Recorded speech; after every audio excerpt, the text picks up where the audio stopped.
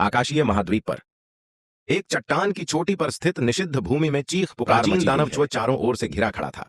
अनेक शत्रुओं द्वारा घिरे एक बलवान गंजे व्यक्ति उसने चिल्लाते हुए कहा कि भले ही दानव चेव ने अपना पूरा जीवन हत्या कर लोग आज बुरे कर्म कर रहे हैं, जिस दिन उसकी मृत्यु होगी वह एक महिला हो। वह दानव चू पर क्रोधित था क्योंकि उसने उसकी बहन को मार डाला था। वहां सभी लोग बदला लेने की कोशिश कर रहा था क्योंकि चू ही वह था। सबसे बड़ा खलनायक अचानक किसी ने फोन किया, उसकी ओर देखा और जब वह मुड़ा तो उसने एक तलवार पर उड़ती हुई महिला ने पूछा कि क्या। अब उसे इस बात का अफसोस था कि सब लोग उसके विरुद्ध इस महिला का नाम मांगी रखा गया था। वह उदय होते आकाश की स्वामिनी थी। ताइसु पवित्र भूमि चू की चोटी पर हंसते हुए उसने पूछा कि क्या वह सच में ऐसा पछतावा था क्योंकि उसने अपना समय व्यतीत पूरा जीवन खेती करने और संघर्ष करने क्षेत्र में चू भी शामिल था और फिर भी श्रेष्ठ। उन्होंने कहा कि केवल जिस बात का उसे अफसोस था वह यह समय था कि वह कितना अगर उसके पास दूसरा मौका 1000 वर्षों तक किसी ने भी जाने की हिम्मत नहीं की। इसके खिलाफ मूंगी क्रोधित हो गई और उसने कहा कि चूंकि चू को कोई पछतावा नहीं था इसलिए भूत होने के लिए उसे दोष नहीं दिया जा सकता था। फिर उसने अपनी तलवार का इस्तेमाल करना जिस तकनीक को उसने बाकी सभी लोगों को कहा से बदला लेना चाहता था और उसने आदेश दिया उन सभी को एक साथ चू पर हमला करने और उसे मारने के लिए बनाना शुरू कर दिया। जब चू ने बनाना समाप्त किया तो उसका बायां हाथ मोहरों ने मुस्कुराते हुए लोगों को खोजा।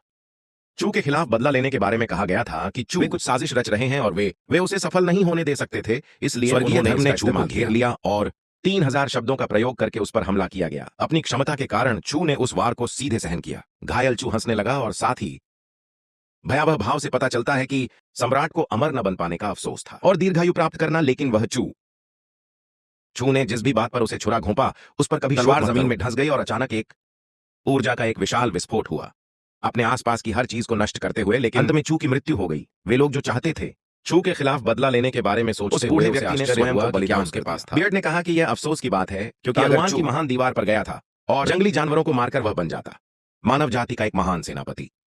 उस लड़ाई के बाद दिन के अंत में चू जनजाति के लोगों ने कहा कि उसने बलिदान दिया। चू के लिए यह सचमुच एक अफसोस की बात थी। चेतना ने सोचा कि क्या उन्होंने वास्तव में मुझे लगता है कि मैं दानव चू के नाम से जाना जाता हूं। ताइसु पवित्र में इस तरह मृत्यु हो जाएगी। वहां 18 चोटियां और मास्टर्स हैं। समृद्ध आकाश, उदय आकाश और तलवार स्काई पीक सबसे मजबूत थे। संपूर्ण पवित्र भूमि में स्थित थे। ऊपरी पवित्र क्षेत्र के स्वामी शेष चोटियां स्थित थीं। 1 महीने बाद निचले पवित्र क्षेत्र में हवेली में उगता हुआ आकाश शिखर के वायु शिष्य चू ने मुस्कुराते हुए कहा। चू ने कहा कि वह वापस आ गया था इससे पहले कि पुनर्जन्म लेने पर वह एक विश्वविद्यालय का छात्र था। पुनर्जीवित करने के बारे में वह पहले ही सोच चुका था। हजारों तरीकों से उसकी मौत हो गई थी। यह पूरी तरह से योजनाबद्ध था। चू मुस्कुराया और सोचा कि उसकी तैयारी हो चुकी थी। वे इतनी सावधानी से कैसे सोच सकते थे कि वह ऐसा करेगा। से मरना। चू खड़ी हुई और उसे एहसास हुआ कि वह ताइसु पवित्र भूमि में था और उसने कहा कि उसका वहां होना नियति थी। सिस्टम स्क्रीन दिखाई दी जिस पर लिखा था पुनरुत्थान का पता लगाने वाली प्रणाली का कार्य बदल गया है। कृपया नए विकल्पों में से एक भाग्य खलनायक के नीचे कार्य करता है। जब तक तुम बुराई करते रहोगे तुम्हें उसका फल सिस्टम से मिलने वाले पुरस्कार 2 अच्छी तरह से प्रशिक्षित। खलनायक एक बार मर चुका है और सब कुछ जानता है। जिन कष्टों को अब आप छिपाना चाहते हैं और मजबूत बनने के लिए गुप्त रूप से साधना करो और फिर बुराई करने के लिए लौट आओ। उसने सोचा कि अपने पिछले जीवन में उसने चुना था नियति का खलनायक बनना और प्रतिबद्ध होना। असंख्य बुरे काम किए लेकिन स्वीकार किया कि बहुत मजा आया। हालांकि सबके बाद उसका पीछा करना शुरू कर दिया। यह एक परेशानी बन गई। लेकिन इस पुनर्जन्म में वह एक अलग रास्ता चुनेगा। मजबूत और गुप्त हो जाएगा और फिर दुनिया को नष्ट करना एक बनने के उद्देश्य से शिष्य चू ने चुना। अच्छी तरह से प्रशिक्षित खलनायक का नया चयनित फंक्शन नया फंक्शन लोड हो रहा है। लोडिंग पूरी हो गई है। चू सिस्टम को बताता है स्टेटस पैनल खोलें और इसके बारे में सोचें। इस जीवन में उसका शरीर कैसा होगा। सिस्टम उपयोगकर्ता के लिए स्थिति विंडो खोलता है। चू identity air disciple of rising sky. Shikhar domain में कोई भी नष्ट नहीं हुआ। योग्यताएं 17 सामान्य खेती। यह विधि इसलिए क्योंकि उपयोगकर्ता की आत्मा बहुत मजबूत होकर उसने इस शरीर पर कब्जा कर लिया। शक्ति और तरीके भाग्य से मिट गए। 18 से कम मूल्य बदकिस्मती खेती। अंक 0 युद्ध शक्ति थोड़ी सी। चू सोचता है कि क्या वह मुर्गी से भी ज्यादा मजबूत है। वह वास्तव में उदय के वायु शिष्य थे। स्काई पीक और टिप्पणी करता है कि उसकी योग्यताएं सामान्य थीं। उसका भाग्य ठीक बुरी हालत थी और उसकी ताकत भी मामूली ही। मुर्गी के अविश्वास से भी अधिक मजबूत। चू पूछता है कि उस वस्तु का पिछला मालिक कौन था। शरीर को ऐसी स्थिति में होना चाहिए था। 10 कुछ दिन पहले उस वस्तु के पिछले मालिक ने शरीर उदय होते आकाश का उत्तराधिकारी शिष्य और स्वॉर्ड पीक के उत्तराधिकारी शिष्य।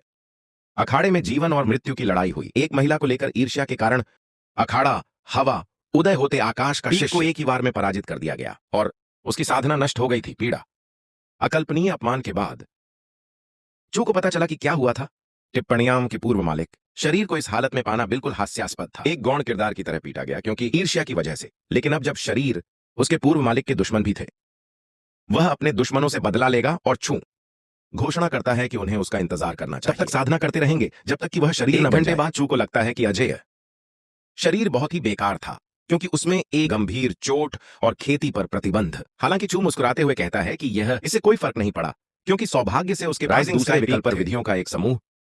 लोग इस बारे में बात कर रहे थे कि शिखर कैसा स्वामी ने दानव चेव को मारा था 3 दिन पहले लौटा। उनमें से एक पूछता है कि क्या दानव चू सचमुच मर चुका था। जवाब में कहा गया कि दानव चू था समान विचारधारा वाले लोगों के विरुद्ध में, लेकिन अन्य 10 की तुलना में सर्वोच्च संत वह एक निम्न क्षेत्र था, इसलिए वह दूसरा किसान नहीं जीत सका। उन्होंने ऐसी टिप्पणियां की जिनमें उन्होंने उम्मीद जताई थी कि वे उन्हें मार डालेंगे। पेड़ के पीछे छिपा हुआ यह व्यक्ति चिढ़ गया और सोचा कि वे महत्वहीन। किसी को भी इस बात का अंदाजा नहीं था कि न केवल वह मरा नहीं था, लेकिन वह भी एक बन गया था, पवित्र भूमि का शिष्य। और यदि अगर वह उनके खिलाफ नहीं जा सकता तो वह उनके साथ शामिल हो जाओ। चीजें बहुत ही दिलचस्प बात यह है कि चू उनके पास जाता है और उनका ध्यान आकर्षित करने के लिए खांसता है। किसानों ने चू को वहां देखा और उनका अभिवादन करते हुए पूछें कि क्या वे ठीक हो गए हैं। चोटों के बारे में चू जवाब देता है कि यह बात इतनी गंभीर नहीं थी और वह वहां से चला। नीले वस्त्रधारी किसान टिप्पणी करते हैं कि इसका नाम ओल्ड डेमन चू के नाम जैसा ही था। काले वस्त्रधारी साधक पूछता है कि क्या उसका पुराने दानव चेव से कोई संबंध था, लेकिन लाल वस्त्रधारी किसान को कोई नहीं जानता था। उन्होंने जवाब दिया कि वे जरूरत से ज्यादा सोच रहे थे, क्योंकि अगर ऐसा होता तो उसे द ओल्ड डेमन का कम से कम आधा हिस्सा होना चाहिए। साधना प्रतिभा, लेकिन उसकी खेती नष्ट हो गई थी। किसी मामूली बात पर हुए झगड़े में कोई महिला सीढ़ियां चढ़ती है जब तक कि वह पहुंचने पर चियोंगडी की हवेली में पहुंचता है। वह दरवाजे पर अपने स्वामी को पुकारते हुए कहता है कि उसके शिष्य के पास कुछ है। चर्चा करें कि मुख्य पात्र प्रवेश करता है और चला जाता है। गुरु मांगी की टिप्पणियों पर कि 10 उसके युद्ध के बाद कई दिन बीत चुके थे और वह घायल था, लेकिन अब जाकर उसे देखने आया। उसे अपने स्वामी की मदद की आवश्यकता क्यों थी। साधना के मार्ग पर आगे बढ़ते रहो। चू घुटने टेक कर विनती करता है, हे स्वामी कृपया एमडीआई। जवाब में कहा गया कि चू की साधना का स्तर कम था, फिर भी उसने और भी अधिक साहसपूर्वक अपने शिष्यों को उस महिला से ऊपर रखना जो उसके योग्य। उसकी खेती नष्ट हो गई ताकि मैं उसकी मदद नहीं कर सका। और उसे चू जवाब देता है कि उसकी साधना, उसका दिल उदास था और उसे इसका कारण नहीं पता। इसके लिए वह मजबूत कैसे बन सकता था यदि सभी कृषि संसाधनों के बिना दूसरे को संसाधन दिए गए। छोटा भाई, तीसरी छोटी बहन, चौथा छोटा भाई और पांचवां छोटा बहन। अगर वह कुछ नहीं मिला। एमडीआई ने उसके हाथ पर थप्पड़ मारा। उनका कहना है कि वह बहुत साहसी थे क्योंकि वह हमेशा से एक मूर्ख रहा था। खेती करने में प्रयास किया, लेकिन अब वह यह दावा करते हुए कि उसका स्वामी उसके साथ कुछ भी न देना सचमुच गलत था। यह हास्यास्पद है कि नायिका कहती है कि वह उसे संसाधन नहीं दिए क्योंकि उसके पास, जिसका नाम द ओल्ड डेमन सीएच के समान है, इसीलिए वह उससे हमेशा घृणा करती थी। मुंगी जवाब देती है कि वह कभी नहीं थी। उसे घृणा होती है, लेकिन ऐसा होगा उसके लिए बेहतर होगा कि वह चला जाए और इंतजार करे, क्योंकि स्वर्ग के बीच एक खजाना और वह धरती जो उसे ठीक कर सकती थी। इससे उसे अपने मार्ग पर आगे बढ़ने में निश्चित खेती की मदद ने व्यंग्यपूर्ण मुस्कान के साथ कहा। वह मना कर देती है क्योंकि वह उसकी मदद कर सकती थी। वहीं पर एमडीआई पूछती है कि वह कैसे कर सकती है। नायक जवाब देता है कि उसकी मदद करो।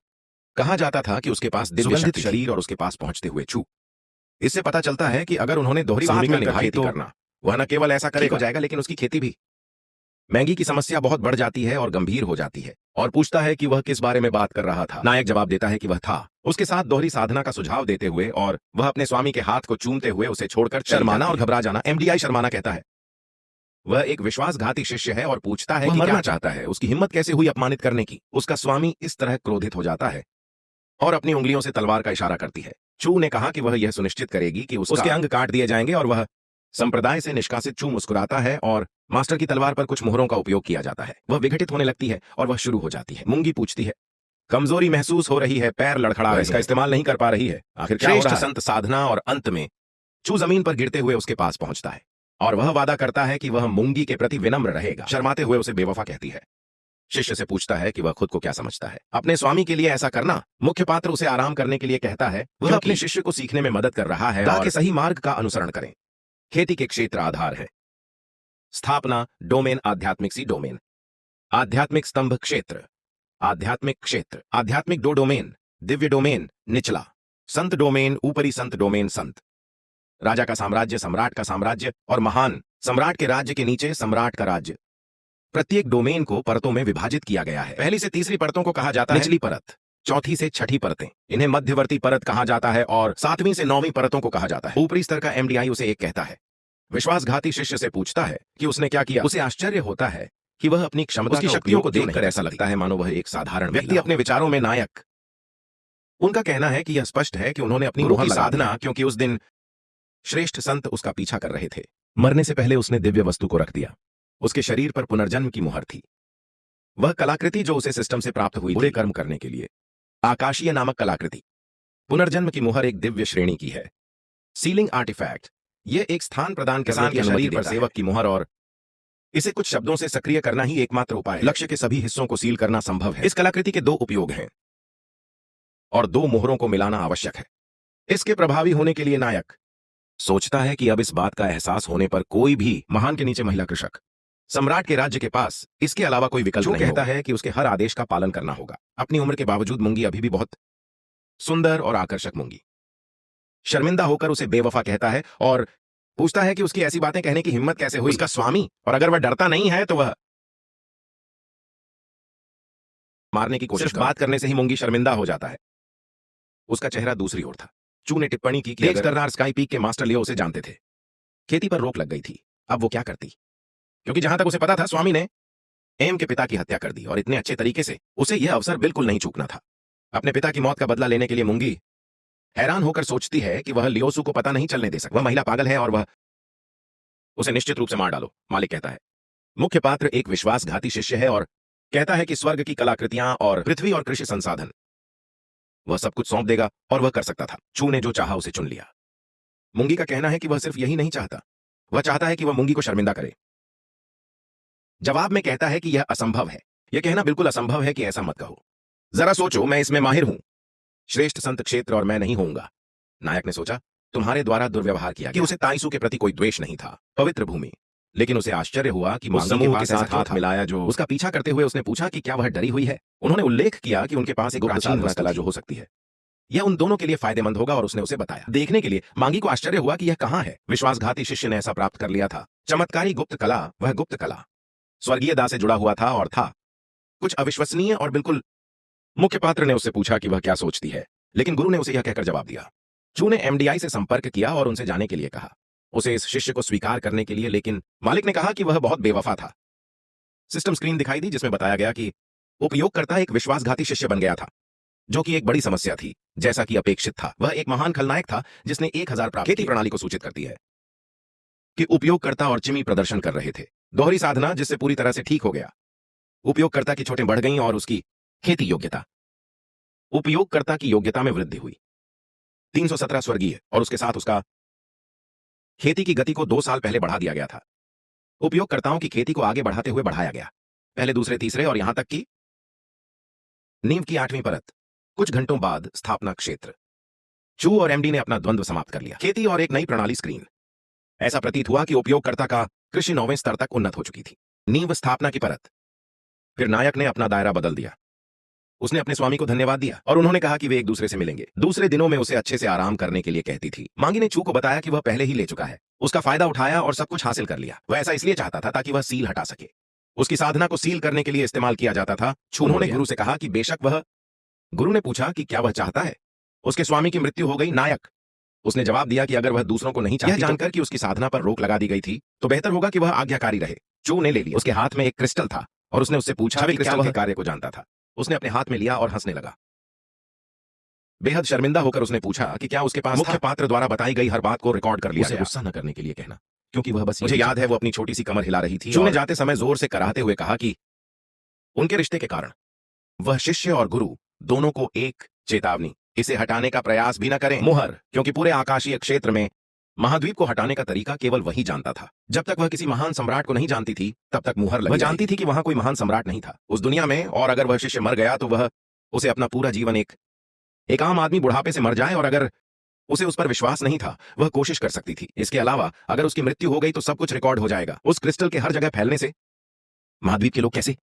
एक सम्मानित गुरु को देखने पर प्रतिक्रिया, अपने शिष्य के साथ इस तरह की चीजें करना। मुंगी ने गुस्से में कहा कि वह एक अविश्वासी शिष्य और उसके पास होगा भयानक मौत। वह चीखी कि वह था। बहुत ही दुष्ट और आश्चर्य हुआ कि एक कीड़ा कैसे नहीं, यहां तक कि आध्यात्मिक क्षेत्र में भी उनकी साधना को सील करने की शक्ति रखते हैं। रात में चू ने टिप्पणी की कि अब जब उसने गौर किया था कि उसने काफी समय बिताया था गुरु के साथ, क्योंकि चंद्रमा था पहले से ही आकाश में चमक रहा है। वह अपने स्वामी से आगे बढ़ने में कामयाब रहा था। नीम की नई परत तक स्थापना क्षेत्र, लेकिन उसे इंतजार करना पड़ा। अपने स्वामी के आराम करने के लिए द्वंद्व प्रदर्शन करने के लिए खेती करना और सफलता प्राप्त करना। आध्यात्मिक समुद्री क्षेत्र। नायक सोचने लगा कि आध्यात्मिक सागर डोमेन एक लकड़ी के बैरल की तरह था जिसमें सामान रखा जाता था। नींव की स्थापना डोमेन किसी चीज को बनाने की प्रक्रिया है। बैरल जितना अधिक स्थिर होगा, नींव उतनी ही मजबूत होगी। पानी जितना बड़ा और अधिक प्रतिरोधी होगा, बैरल होगा, और स्वाभाविक रूप से वह होगा। मार्ग पर चलने के लिए एक अच्छी नींव होनी चाहिए। खेती में उसकी विफलता, पिछला जीवन भी उन्नति के कारण था। खेती के क्षेत्रों के माध्यम से तेजी से, और इसी वजह से उन्होंने कभी भी वह कदम नहीं उठाया। अब समय आ गया है कि वह अपनी नींव को मजबूत करे, लेकिन अब उसके पास एक ठोस और सर्वोच्च स्थिति होगी। अब फाउंडेशन को भले ही उसे किसी समस्या का सामना करना पड़े, अपने से ऊपर के क्षेत्र में कृषक नायक अभी भी उन्हें मार सकता है। उसे आश्चर्य हुआ कि क्या उसके पास खेती के उन्होंने अपने पिछले जीवन में जो कुछ एकत्र किया था वे अभी भी उस छिपी हुई घाटी में। लेकिन अगर वे सोच रहे थे कि वह ताइसु को कैसे छोड़ सकता है। पवित्र भूमि छूने उड़ने वाले मंडप को देखा, नावों, और सोचा कि उड़ने वाली उड़ान लेना नाव एक अच्छा अवसर होगा। नायक ने एक उड़ने वाली नाव ली और छिपी हुई खाई की ओर अग्रसर। खाई के पास पहुंचकर वह एक गुफा छू एक सूखे पेड़ के पास पहुंचा और सोचा कि खेती के संसाधन उसने अपने पिछले जीवन में जो कुछ संग्रहित किया वहीं आसपास छिपा हुआ था, और वहीं से नाव से उतरकर वह सूखे पेड़ की ओर चल पड़ा। च्यू ने अपनी उंगली काट ली और लिखना शुरू कर दिया। सूखे पेड़ के पास पत्थर पर लगी मुहर। अचानक पत्थर गायब हो गया, जिससे यह प्रकट हुआ कई थैलियों वाला एक बड़ा संदूक। इसके आसपास नायक ने टिप्पणी की कि उसके द्वारा संचित संसाधन अभी भी मौजूद। वहां जाकर उसे उम्मीद थी कि उनके साथ वह मजबूत होकर अपनी पूर्व शक्ति को पुनः प्राप्त करना। अचानक किसी ने महिमा को पुकारा। नायक ने कचरा चबाया और कहा कि मैंने कभी नहीं सोचा था कि वे फिर मिलेंगे। अचानक कहीं से एक उड़ने वाली नाव जिसमें कई चू के ऊपर किसान दिखाई दिए। किसानों ने टिप्पणी की कि उनके लिए आश्चर्य की बात है कि यह तो सिर्फ कचरा था, यह बताते हुए कि उन्हें लगा कि चू वह पहले ही मर चुका था, जैसा उसने कभी कल्पना। चू ठीक हो जाएगा और चलना शुरू कर देगा। लगभग 10 दिनों के बाद यह किसान जांग मांग हवा था। स्वॉर्ड स्काई पीक के शिष्य ने टिप्पणी की कि स्काई पीक के उदय के स्वामी ने वह अपनी शिष्या की बहुत अच्छी देखभाल करती थी, किसी कलाकृति का उपयोग करने का बिंदु स्वर्ग और पृथ्वी पुनर्स्थापना करने में सक्षम। उसकी साधना चू ने इस बात को दर्शाया कि जांग मोंग की मौत को सिर्फ 10 दिन ही हुए थे। खेती को नष्ट कर दिया था। जिस शरीर का वह उपयोग कर रहा था, उस कीड़े ने उसे बिल्कुल शुरुआत से खेती शुरू करने के लिए और फिर भी उसे अपमानित करने की हिम्मत की। दृढ़ निश्चयी चू अपनी उड़ने वाली नाव पर सवार हो गया और कहा कि बाद में वह जांग बनाएगा। मुंगपे ने घोषणा की कि 10 दिनों में वे जीवन में एक बार फिर एक दूसरे का सामना करेंगे। अखाड़े में हुई मौत की लड़ाई ने मुंग को चौंका दिया। उसने अन्य किसानों से पूछा कि क्या वह सच सुनकर वे हंसने लगे और पुष्टि हो गई। चू ने कहा कि वह किसी और से लड़ना चाहता है। अखाड़े में जीवन और मृत्यु की लड़ाई। जांग मुंग के खिलाफ उन्हें यह बेतुका लगा कि वह कचरा अब भी चुनौती देने की हिम्मत रखता है। भाई जंग 1000 एम का उपयोग करते हुए ध्वनि स्थानांतरण तकनीक को नाम दिया जाने लगा। उसने कचरा चबाया और कहा कि उस दिन उसने सम्मान के कारण उसकी हत्या नहीं, स्काई पीक के उदय का उस्ताद। लेकिन अब दोबारा चुनौती मिलने पर वे ऐसा करेंगे। जीवन के मैदान में एक दूसरे का सामना करना या फिर बिना किसी पछतावे के मौत की लड़ाई। क्रूरता देखकर लोग स्तब्ध रह गए। सवाल उठाया गया कि चू ने चुनौती देने की हिम्मत। जांग मोंग ने फिर से अनुमान लगाया कि उसके पास था। अपनी सारी साधना के बाद पागल हो गया। आध्यात्मिक समुद्री क्षेत्र था, नष्ट हो गया तो वह मुंग का सामना कैसे करेगा। वह एक उच्च स्तर पर था जिसकी सभी ने भविष्यवाणी एक और नरसंहार होगा। चू अपनी उड़ने वाली नाव में 10 दिन तक रुका रहा। चियांग के हवेली में उन्होंने टिप्पणी की कि उनके स्वामी का महल वह आध्यात्मिक शक्ति से परिपूर्ण था और वहां रहकर विश्वास को बढ़ावा देना कि उसके मालिक को कोई आपत्ति नहीं होगी, क्योंकि जो कुछ भी उसका था वह उसका भी था। एम के हवेली में प्रवेश करते ही चू ने उसे पुकारा सुंदर, और उसने कहा कि वह लौट आया था। उसे फिर से देखो। एमडीआई ने पूछा कि वह क्या वहां इतनी देर रात तक क्या हो रहा था, और चू ने जवाब दिया, यह पूछते हुए कि उस प्रश्न से उसका क्या मतलब। जब स्वामी ने उसे न आने के लिए कहा, चू पहले से ही उसके करीब थी। उसने टिप्पणी की कि वह इससे भी बुरे काम करना जानता था, और पूछा गया कि क्या वह चू को देखना चाहती है।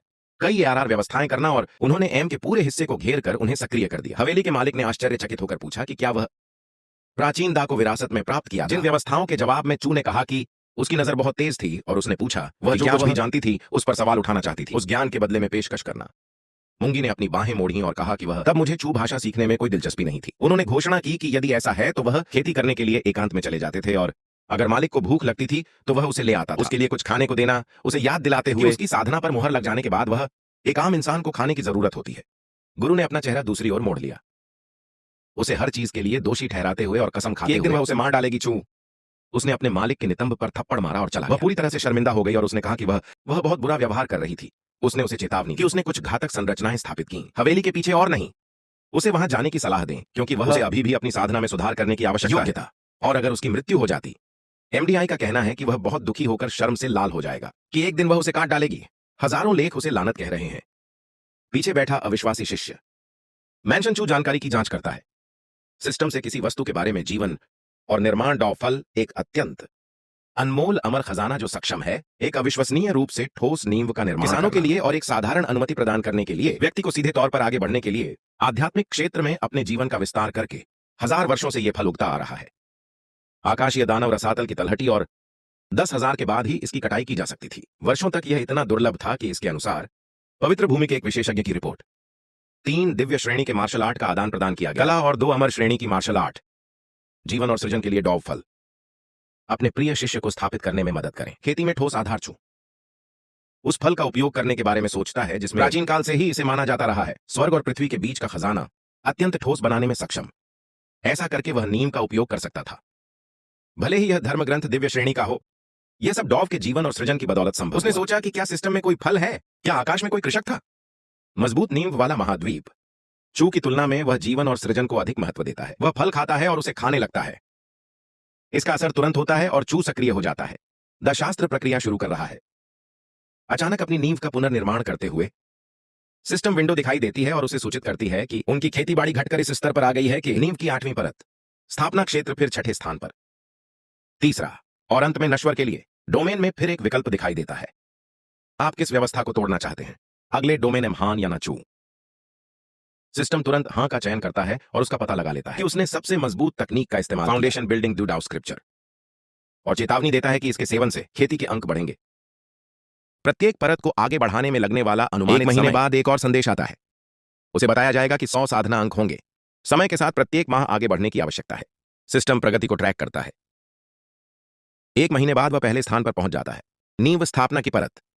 2 महीने बाद एडवान ने डोमेन में प्रवेश किया। 3 महीने बाद वह दूसरी परत तक पहुंच जाता है, तीसरी परत, और 4 महीने बाद वह चौथी परत तक पहुंचता है। नींव स्थापना डोमेन गहराई से। चू को याद है कि वह अपनी साधना पर ध्यान केंद्रित कर रहा था। सभी लोग 9वीं परत पर विश्वास करते थे। अंधाधुंध रास्ते का अनुसरण करना ही सीमा थी। हालांकि वह अपने पूर्वजों के बारे में जानता था कि वहां एक 10वीं परत मौजूद थी जिस तक पहुंचा जा सकता था। केवल उन्हीं लोगों को जिन्होंने अपनी सीमाओं को पार कर और सही पथ प्रदर्शक की खोज की। और जीवन और मृत्यु के बीच पुनर्निर्माण, इसमें बहुत डर शामिल था, लेकिन इसने अवसर भी प्रदान किए। शानदार अवसर। 7 दिन बाद चू अंततः अपनी प्रगति करने में सफल हो जाता है। खेती और एक नई प्रणाली विंडो। ऐसा प्रतीत होता है कि उसे सूचित किया जा रहा है कि 10वीं परत तक पहुंच गया। नीम स्थापना क्षेत्र, इसमें समय लगा 10 महीने और 1000 खेती। इस उपलब्धि को हासिल करने के लिए उन्होंने अंक जुटाए। अब साधना अंक समाप्त हो गए हैं। चू चिल्लाते हुए घोषणा करता है कि उसने बना दिया है। वहां एक पर्वत पर महत्वपूर्ण प्रगति हुई है। यह एक बड़ा तूफान था जिसमें कई स्वॉर्ड स्काई पीक पर बिजली के बोल्ट। महिला पूरी स्थिति का अवलोकन कर रही थी। अपने विचारों में उस महिला को यह एहसास हुआ कि वहां एक बहुत ही शक्तिशाली ऊर्जा थी। उतार चढ़ाव, और सोचा कि क्या यह था चियांग डी जो इस महिला को आगे बढ़ा रहा था। लियोस, स्वॉर्ड स्काई पीक का स्वामी। नायक ने सोचा कि उसके शरीर और आत्मा का संघनन हो गया था, अपनी सीमा तक पहुंच गया और अपने ठोस व नीम की जंजीरों को तोड़ देगा और आध्यात्मिक सागर क्षेत्र की ओर अग्रसर हो। अचानक एक सिस्टम विंडो दिखाई देती है। उसे सूचित करना कि उपयोगकर्ता ऐसा करने वाला है, सागर में प्रवेश करें उस क्षेत्र में, और वह भी ठोस आधार के साथ आगे बढ़ना संभव होगा। 10वीं परत के चू ने टिप्पणी की कि उसने ऐसा नहीं। रिवॉर्ड सिस्टम अनलॉक होने की उम्मीद है आसानी से, और उसे मिले इनाम की जांच करता है। नायक उछलता है और मुक्का मारता है। हवा के कारण बहुत अधिक दबाव बन रहा है। जब कोई अन्य सिस्टम संदेश आता है तो पानी, ऐसा प्रतीत होता है कि उसे सूचित किया जा रहा है कि पूर्णता प्राप्त कर ली और यही पुरस्कार है। सिस्टम को अनलॉक कर दिया गया है। उपयोगकर्ता को प्राप्त होने पर बधाई देता है। पवित्र आदिम शरीर चू स्तब्ध है और आश्चर्य करता है कि यह पवित्र आदिम शरीर वह प्रणाली है जो उसे सूचित करती है कि पवित्र आदिम शरीर को एक बड़े आकार की आवश्यकता होती है। संसाधन स्रोतों की मात्रा, यदि इसकी खेती की जाती है तो सिस्टम अलर्ट जारी करता है। पवित्र आदिम शरीर अब विलीन हो रहा है। उपयोगकर्ता के हताश होने पर चू ने हैरानी जताई। पूछ रहा है कि आखिर हो क्या रहा है। इसके बाद सिस्टम उसे सूचित करता है कि संलयन पवित्र आदिम शरीर का रहा है। चू विलाप सफलतापूर्वक पूरा हुआ, यह कहते हुए कि उसने बहुत कुछ खा लिया था। आगे बढ़ने के लिए संसाधन, आध्यात्मिक समुद्री क्षेत्र, और अब उसके पास था। वह पवित्र आदिम शरीर की शिकायत करता है। उस घटिया सिस्टम के बारे में पूछ रहा हूं कि वह कैसा है। अब अचानक एक नई खेती शुरू हो गई है। सिस्टम विंडो दिखाई देती है जो इसके बारे में बताती है। पवित्र आदिम शरीर के लाभ। आदिम युग के दौरान यह एक था अजय शारीरिक बनावट के विरुद्ध समान स्तर और उनके मुकाबले बेजोड़ उच्च स्तर सबसे अधिक होने के कारण मनुष्य द्वारा प्राप्त की जा सकने वाली सबसे शक्तिशाली। हालांकि सिस्टम यह भी इंगित करता है कि पवित्र आदिम शरीर की कमजोरियां। आदिम युग के अंत में स्वर्ग और पृथ्वी के नियम बदल गए और पवित्र आदिम शरीर का विकास करना, सभी संसाधनों का उपयोग करने के बावजूद भी इसमें पवित्र भूमि के संसाधनों का उपयोग करके प्रारंभिक बिंदु तक पहुंचना बहुत मुश्किल हो अवस्था, जिससे उपयोगकर्ता के व्यवहार में ठहराव। अंत में आधार प्रणाली कहता है कि आजकल पवित्र आदिम शरीर बेकार है। हालांकि यह प्रणाली चू को प्रोत्साहित करती है कि वह ऐसा प्रोत्साहित करते हुए यह सुझाव दिया गया कि यदि उसके पास कोई संसाधन नहीं थे, उसे रॉब से चोरी करनी चाहिए। वह जितने लोगों को ढूंढ सकता है उन सभी को मार डाले और अपने सभी दुश्मनों का मानना है कि वह इसे पूरी तरह से विकसित कर सकता है। पवित्र आदिम शरीर यदि खेती के बिंदुओं को परिवर्तित किया जाता है। नायक संसाधनों के बारे में पूछता है कि वह कैसे है। पता चल जाएगा कि कितने साधना अंक हैं, इसे हासिल करने के लिए क्या आवश्यक है और वह कैसे खेती के बिंदुओं का आदान प्रदान किया जा सकता है। इसके बाद सिस्टम प्रोफाइल विंडो खोलता है। उपयोगकर्ता चू पहचान बढ़ते आकाश की हवा। चरम खेती की पहली परत। आध्यात्मिक समुद्री क्षेत्र, संविधान पवित्र, आदिम शरीर योग्यताएं 317। आकाशीय साधना तकनीकें दाएंग। आधारभूत प्रारंभिक अध्याय संवर्धन। अंक 0। भाग्य 18 से कम काला कर सकता है। जिनके पास भाग्य है उन्हें मारकर भाग्य को छीन लो। ध्यान दें, भाग्य आपकी स्थिति को प्रभावित करता है। भाग्य साथ दे तो बिना ज्यादा मेहनत के भी मजबूत हो सकता है। प्रयास युद्ध मूल्यांकन 19 बार। समान लोगों की तुलना में अधिक मजबूत। छू को लगता है कि अब जब वह खेती में उसने पवित्र आदिम शरीर प्राप्त कर लिया है, उसके पास खेती करने के अलावा कोई विकल्प नहीं है। वह एक भयावह मुस्कान और टिप्पणियां जो सौभाग्य से उसके पास अभी भी उसका गुरु छू है। हवेली के पीछे से निकलता है और एम की वर्दी में अपने मालिक की ओर चलने लगता है। हवेली में स्वामी शांतिपूर्वक भोजन कर रहे थे। जब किसी ने पूछा कि क्या यह सेब है तो मैंने उसे स्वादिष्ट मूंगी ने जवाब दिया कि हाँ यह। जब उसे पता चला कि वह कौन है तो उसे बहुत अच्छा लगा। बोलते बोलते वह क्रोधित हो गई और उसे पुकारने लगी। एक विश्वासघाती शिष्य चू ने टिप्पणी की, कुछ दिनों तक उसे देखे बिना रहना कितना असहज, जैसे ऋतुएं बीत चुकी हों। नायक उसने अपने स्वामी को सूंघा और पूछा कि कितना समय लगेगा। जब से उसने आखिरी बार स्नान किया था तब से ऐसा ही। मूंगी ने चिढ़कर जवाब दिया कि अगर वह उन्होंने घातक संरचनाएं नहीं बनाई थीं, हवेली के पीछे उसके पास एक होगा। चू ने अपने गुरु के स्नान स्थल का इस्तेमाल किया। उसने हाथ उठाया और स्वीकार किया कि यह उसकी गलती। इस शिष्य ने उसे देने की पेशकश की। स्नान के बारे में उसने उसे आश्वस्त करते हुए कहा कि ऐसा न चिंता, इसलिए क्योंकि वह अब भी उसे पसंद करता था। उसने स्नान नहीं किया था। मूंगी ने पूछा कि वह उसके साथ पीछे की ओर करने की योजना। मैंशन चू ने कहा कि जैसा कि उम्मीद थी, दिव्य सुगंध वाला कोई व्यक्ति। उसका शरीर, उसकी त्वचा इतनी सफेद और मुलायम थी। कुछ दिनों तक नहाए बिना रहने के बाद मास्टर ने उसे पूरी तरह शर्मिंदा होकर बुलाया। एक विश्वासघाती शिष्य नायक, वह अपने स्वामी के हाथ को चूमता है और उससे पूछता है कि प्रतिभा को निखारो और उसे धोने दो। गुरुजी गहरे लाल रंग में शर्माते हुए पीछे मुड़ते हैं। उसने अपना चेहरा दूसरी तरफ कर लिया और उसे बेवफा शिष्या, लेकिन जल्द ही वह उसे एहसास होता है कि कोई बाहर है। एम के हवेली के बाहर मंडप खड़ा था। समृद्ध आकाश के स्वामी तियानजिन पीक जिन मैगी को पुकारती है और पूछती है कि क्या वह साधना करने के लिए एकांत में चली गई थी। एमडीआई ने जवाब दिया और माफी मांगते हुए स्पष्टीकरण दिया कि उससे कुछ समस्याएं थीं, खेती की वजह से नहीं आ सके। अचानक उससे मिलने के लिए बाहर निकलते ही एक सिस्टम ऐसा प्रतीत होता है कि उपयोगकर्ता कह रहा है हे भगवान है, और उसने एक बार फिर फायदा उठाया है। अपने स्वामी के लिए दोहरी भूमिका निभाने खेती का इनाम प्राप्त हुआ, नीला रंग। ब्लड स्वॉर्ड जिन अपनी बहन से कहता है कि वह क्या 7वीं कक्षा की कोई उपचार गोली है जो इसके द्वारा बनाई गई है। फन तियान का शिष्य, इससे उसे एक और प्रणाली में मदद मिल सकती है। अचानक एक विंडो दिखाई देती है जिस पर डुअल लिखा होता है। खेती सफलतापूर्वक पूरी हुई। उपयोगकर्ताओं योग्यता में 100 मूंगी की वृद्धि हुई। कांपती हुई आवाज में वह कहती है कि उसे इसकी जरूरत नहीं है क्योंकि उसे बस एक चीज की जरूरत है, कुछ दिनों का आराम। एक और सिस्टम विंडो। ऐसा प्रतीत होता है कि दोहरी खेती का जिक्र हो रहा है। उपयोगकर्ताओं ने सफलतापूर्वक कार्य पूरा कर लिया। योग्यता में 100 जिन की वृद्धि हुई है, ऐसा कहा गया है। ठीक है। फिर वह पूछती है कि क्या उसे पता था कि उसकी शिष्या चू ने चुनौती दी थी। जांग एम तलवार स्काई पीक से लेकर जीवन तक, और उसने सुना था कि उसके छोटे भाई को मृत्यु द्वंद्व युद्ध का सामना करना पड़ेगा। वह अप्रतिभाशाली था और उसे डर था कि इसे खो देने से प्रतिष्ठा धूमिल हो जाएगी। स्काई पीक एमडीआई अभी भी बढ़ रहा है। कांपती हुई आवाज में वह कहती है कि उसे चुनौती के बारे में और उसके शिष्य के बारे में। वह अपने कार्यों के लिए स्वयं जिम्मेदार है। वह अचानक उसे संभालने देगी। सिस्टम विंडो दिखाई देती है जिसमें लिखा होता है कि उपयोगिता प्राप्तकर्ताओं की संख्या 617 तक पहुंच गई है। इसलिए दिव्य साधना की गति त्यान में 20-25 गुना वृद्धि होगी। जिनका कहना है कि उसकी छोटी बहन के पास उसका अपने स्वयं के विचार और यह कि वह था। घुसपैठ करते हुए वह उल्लेख करता है कि नाम, वह जो गाना बजा रहा है वह लुभाने वाला है। फीनिक्स और वह इससे प्रेरित थे। कुछ रात पहले चांद की रोशनी में उसने, उनका कहना है कि वह इसे अपने छोटे भाई और मांगी लेटी हुई थी। एमडीआई पर संगीत सुनते समय शर्म से लाल होते हुए उसने सोचा कि वह उस समय भी वह अपने बड़े भाई टैन जिनसे बात कर रही थी। उसकी शिष्या ने वो सब करना बंद नहीं किया। चूंकि टिप्पणियों पर मास्टर ने उसके लिए कुछ बातें कही हैं। तंजिन बांसुरी बजाने में वाकई कमाल के हैं और वह लगभग उसे लाइक देना चाहता था। गुरु ने अपनी शिष्या को जाने के लिए कहा। नरक नायक एक भयावह मुस्कान यह दर्शाती है कि वे कितने करीब हैं। यह उसे कुछ उधार लेने में कोई आपत्ति नहीं होगी। खेती के संसाधन। अचानक एक प्रणाली, एक विंडो दिखाई देती है जिसमें लिखा होता है कि उपयोगकर्ता बहुत उठाने वाला भी। उसने अपने स्वामी का भी ले लिया। खेती के संसाधन बहुत ही दुष्ट इनाम। नीले रंग में 500 संवर्धन अंक। बटरफ्लाई मेंशन चीएमडी का निवास चू। टिप्पणियां कहती हैं कि मौजूद सभी गोलियां केवल 4वीं कक्षा वाले, 5वीं कक्षा वाले दुर्लभ होने के कारण उपलब्ध नहीं थे। मैगी जवाब में कहा गया है कि शिकायत करने से कोई फायदा नहीं होगा। वह अपनी भंडारण अंगूठी नहीं खोल सकती। अन्य खजानों को पुनः प्राप्त करने के लिए उसने उस पर जो मुहर लगाई थी वह अभी भी मौजूद है। मुख्य पात्र जवाब देता है कि ऐसा नहीं है। यह मायने रखता है क्योंकि पहले से ही बहुत सारे हैं। वहां संसाधन मौजूद हैं, इसलिए यह बेहतर कुछ नहीं। वह अपने स्वामी को धन्यवाद देता है और चला जाता है। गुरु पवित्र आत्मा से पूछने पर विचार करता है, शायद वह मदद के लिए भूस्वामी से संपर्क कर सकती है, सील हटा दे। हालांकि मूंगी सोच समझकर इसके खिलाफ फैसला लेता है, क्योंकि चू ने बताया कि केवल वही इसे हटा सकता है, और अगर उसने कोशिश की तो उसे पता चल जाएगा। इससे स्वामी अनिच्छुक हो सकता है। वह अपने भाग्य को स्वीकार करती है और सोचती है अपनी मृत्यु तक हमेशा अमर रहेगी, बुढ़ापे की वजह से नहीं।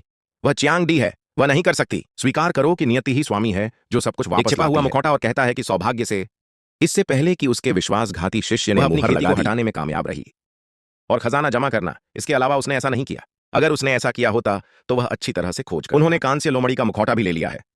हालांकि इससे उसकी स्थिति में सुधार स्तर की साधना वह करेगी, उस स्तर पर उसकी उपस्थिति को मिटाने के लिए, क्योंकि जब तक उसका किसी से कोई संपर्क नहीं था, उन्हें पता चल जाएगा कि उसकी साधना इस तरह सील कर दिए जाने पर उसके किसी भी दुश्मन को पता नहीं चलेगा। मैगी को याद है कि वह उसका पीछा करता था।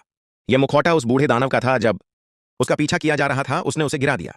अफसोस की बात है कि बूढ़ा दानव चू एक के बाद 100 वर्षों की खेती के बाद उनके पास एक, अगर उसने अच्छी तरह से खेती की होती तो उसका भविष्य होता, तो उसका शिकार नहीं किया जाता और मार डाला, लेकिन इससे कोई फर्क नहीं पड़ता। अब भी मायने रखता है, क्योंकि यह अतीत की बात है। वह अब भी मायने रखती है। उस सील को हटाने का कोई तरीका ढूंढना होगा जितनी जल्दी हो सके, अन्यथा वह उसके लिए गुलाम से ज्यादा कुछ न बनो।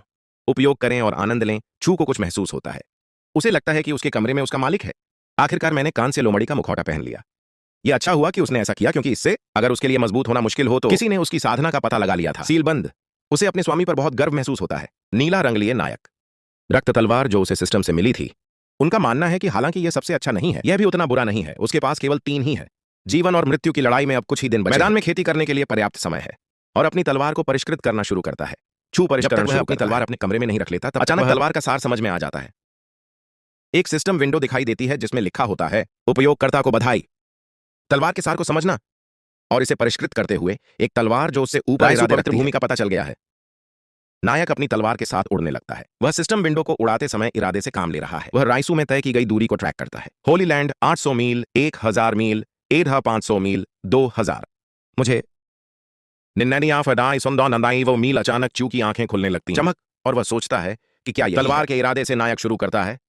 जब तलवार के इरादे को समझें, अचानक यह उसके माथे की ओर बढ़ता है। वह तलवार के इरादे को पूरी तरह समझता है। जब एक सिस्टम विंडो दिखाई देती है तो यह कहता है, उपयोगकर्ता को बधाई, स्वर्गीय अनुभव सफलतापूर्वक प्राप्त करना। तलवार का इरादा, स्वर्गीय हत्यारा तलवार। आशय, श्रेणी तलवार। आशय, विशेषता। विंड च्यू की टिप्पणियां की स्वर्गीय किलर स्वॉर्ड इंटेंट अत्यधिक अनुकूल है। नायक प्रसन्न होकर कहता है वह अपने स्वामी के महल में लौट आएगा और इस प्रणाली का उपयोग करके इसे बेहतर बना। अगर वह स्वर्गीय हत्यारा तलवार का इरादा रखता है, स्वर्गीय को मजबूत करने में कामयाब होगा। घातक तलवार का इरादा, जीवन जीतना और मृत्यु द्वंद्व युद्ध में जीतना बहुत आसान होगा। प्रशांत आकाश शिखर पर स्थित ताइसु पवित्र भूमि। ताई सुजी, ताइसु पवित्र विद्या के गुरु। भूमि और प्रशांत, स्काई पीक का उल्लेख। उसे ऐसा महसूस हुआ जैसे कोई पवित्र स्थान। तलवार की तलाश में भूमि का इरादा था। बहुत दिलचस्प। अचानक उसे एहसास हुआ कि यह व्यक्ति वास्तव में कामयाब हो गया। असेंड। तलवार के इरादे की तलाश में 30,000 में यह कैसे संभव है? वर्षों तक केवल तलवार देवता ही थे जो उसमें थे। सम्राट के क्षेत्र में यह क्षमता थी कि सुसी सोचती है कि क्या ऐसा संभव है? उसके पवित्र भूमि में कोई व्यक्ति तलवार के देवता बनने की क्षमता। 3 दिन बाद में समृद्ध स्काई पीक में वह अखाड़ा जहां जीवन और मृत्यु की लड़ाई लोग इकट्ठा हुए थे जॉन लिंग युन की लड़ाई देखने के लिए। स्वॉर्ड स्काई पीक टिप्पणी करता है कि जांग एम के अनुसार माहौल बहुत ही जीवंत था।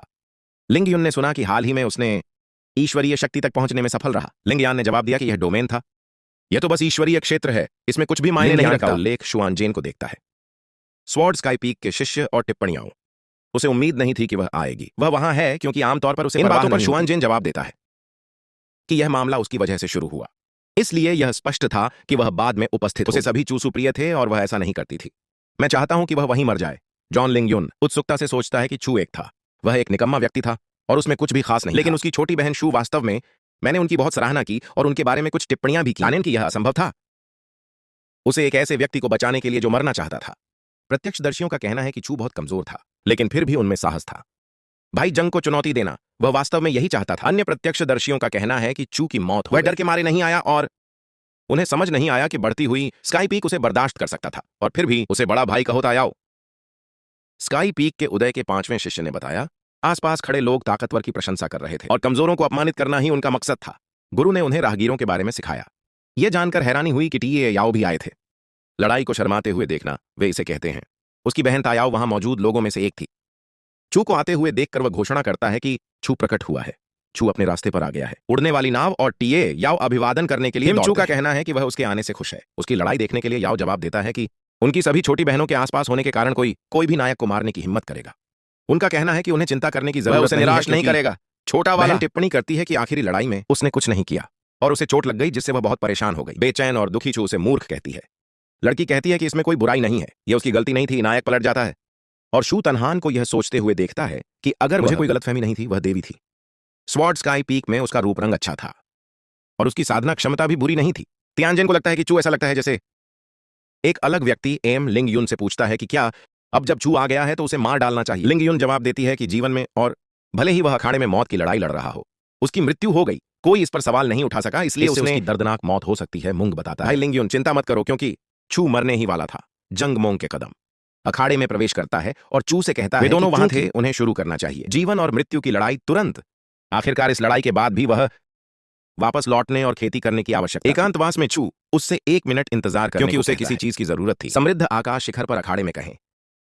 चू ने आसपास खड़े लोगों से टिप्पणी की कि यह कितना इसका उद्देश्य उन सभी को एक जगह इकट्ठा करना। उन्हें याद है कि उन्होंने उसी जगह पर एक लड़ाई देखी थी। उन्हें इसके बारे में नहीं भूलना चाहिए। शर्त लगाता है और खुलासा करता है कि उसके पास एक शीशी जिसमें 6 पांपियों श्रेणी की तियानवान गोलियां हैं, सभी बेहतरीन गुणवत्ता के, जो उसने अचानक सट्टेबाजी के लिए उपयोग करने का इरादा। सिस्टम विंडो दिखाई देती है और उसे सूचित करती है उपयोगकर्ता भाइयों को धोखा दे रहा था और पवित्र भूमि की बहनें ढोंग कर रही हैं। बाघ को हराने के लिए कमजोर होना और इस प्रकार सिस्टम के साथ अधिक संसाधन प्राप्त करें।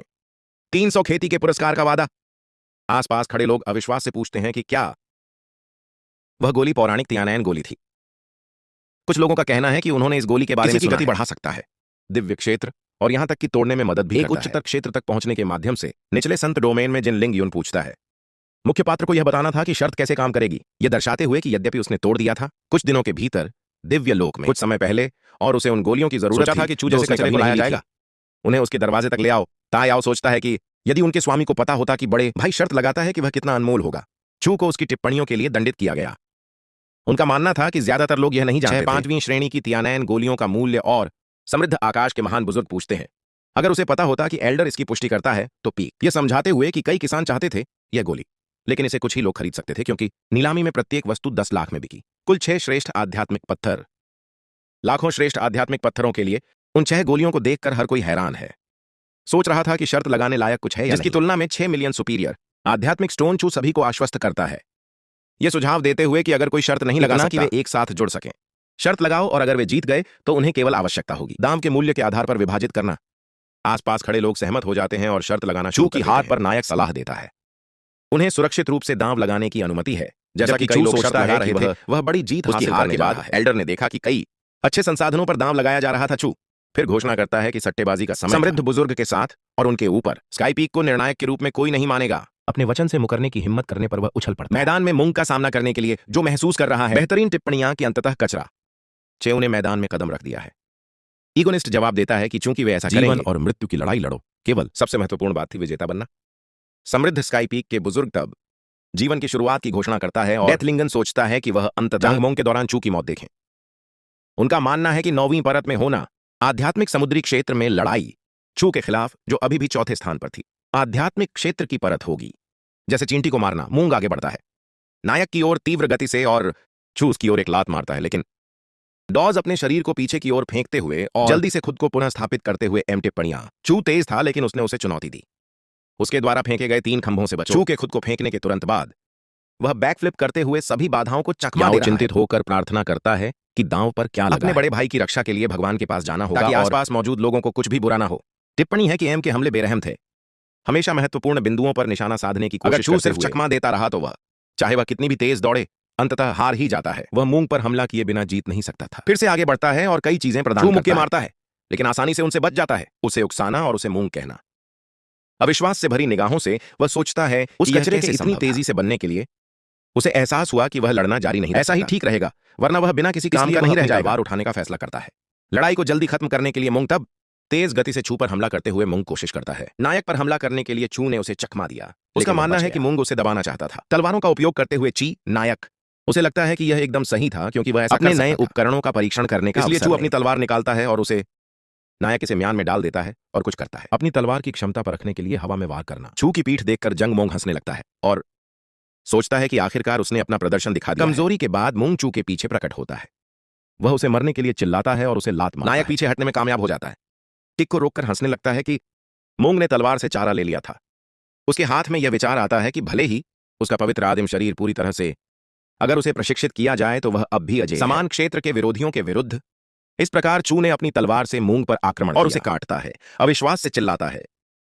चू ने कैसे चकमा दिया और जवाबी हमला करते हुए कहा कि यह असंभव है। मूंग जमीन पर गिर जाता है। लिंग की इस स्थिति से सभी लोग स्तब्ध रह गए। यून गुस्से से भर उठा और सोचने लगा कि चू ने कैसे जीत हासिल की। सभी लोग आक्रोशित होकर सवाल कर रहे थे कि ऐसा कैसे संभव था कि जांग मूंग के पास वास्तव में हार गया। दर्शक चौंक गए। टिप्पणी की कि चू के पास वास्तव में कचरा था। अपने चरम पर एक शिष्य की हत्या कर दी। आध्यात्मिक समुद्री क्षेत्र, लेकिन वह कैसे था? संभवतः 20 दिन पहले शू के पास उसका था। खेती नष्ट हो गई तो फिर क्या हुआ? ऐसा हुआ कि बड़े बुजुर्ग ने घोषणा की कि जीवन और मृत्यु की लड़ाई में चू विजेता रहा। आसपास खड़े लोग रोने लगे और कहने लगे कि उन्होंने 3000 श्रेष्ठ आध्यात्मिक लोगों को खो दिया था। पत्थर और रहस्यमयी श्रेणी के हथियार और वे उन्होंने कहा कि यह एक अनुचित हार थी और उन्होंने कभी शर्त न लगाने का फैसला अचानक चू ने शुरू कर दिया। अखाड़े में बहुत सारा खून उगलना और टीए याओ ये देखने के लिए दौड़ी कि क्या हो रहा है, कि क्या वह ठीक है। नायक ने अपनी छोटी बहन से पूछा कि उसे मुस्कुराते हुए वहां से निकलने में मदद करे। उसने सोचा कि चूंकि उसे दिखावा करने की जरूरत थी, के लिए उसे कमजोर होना पड़ा। विश्वसनीय ढंग से अभिनय करें और कोई खामी न दिखाएं।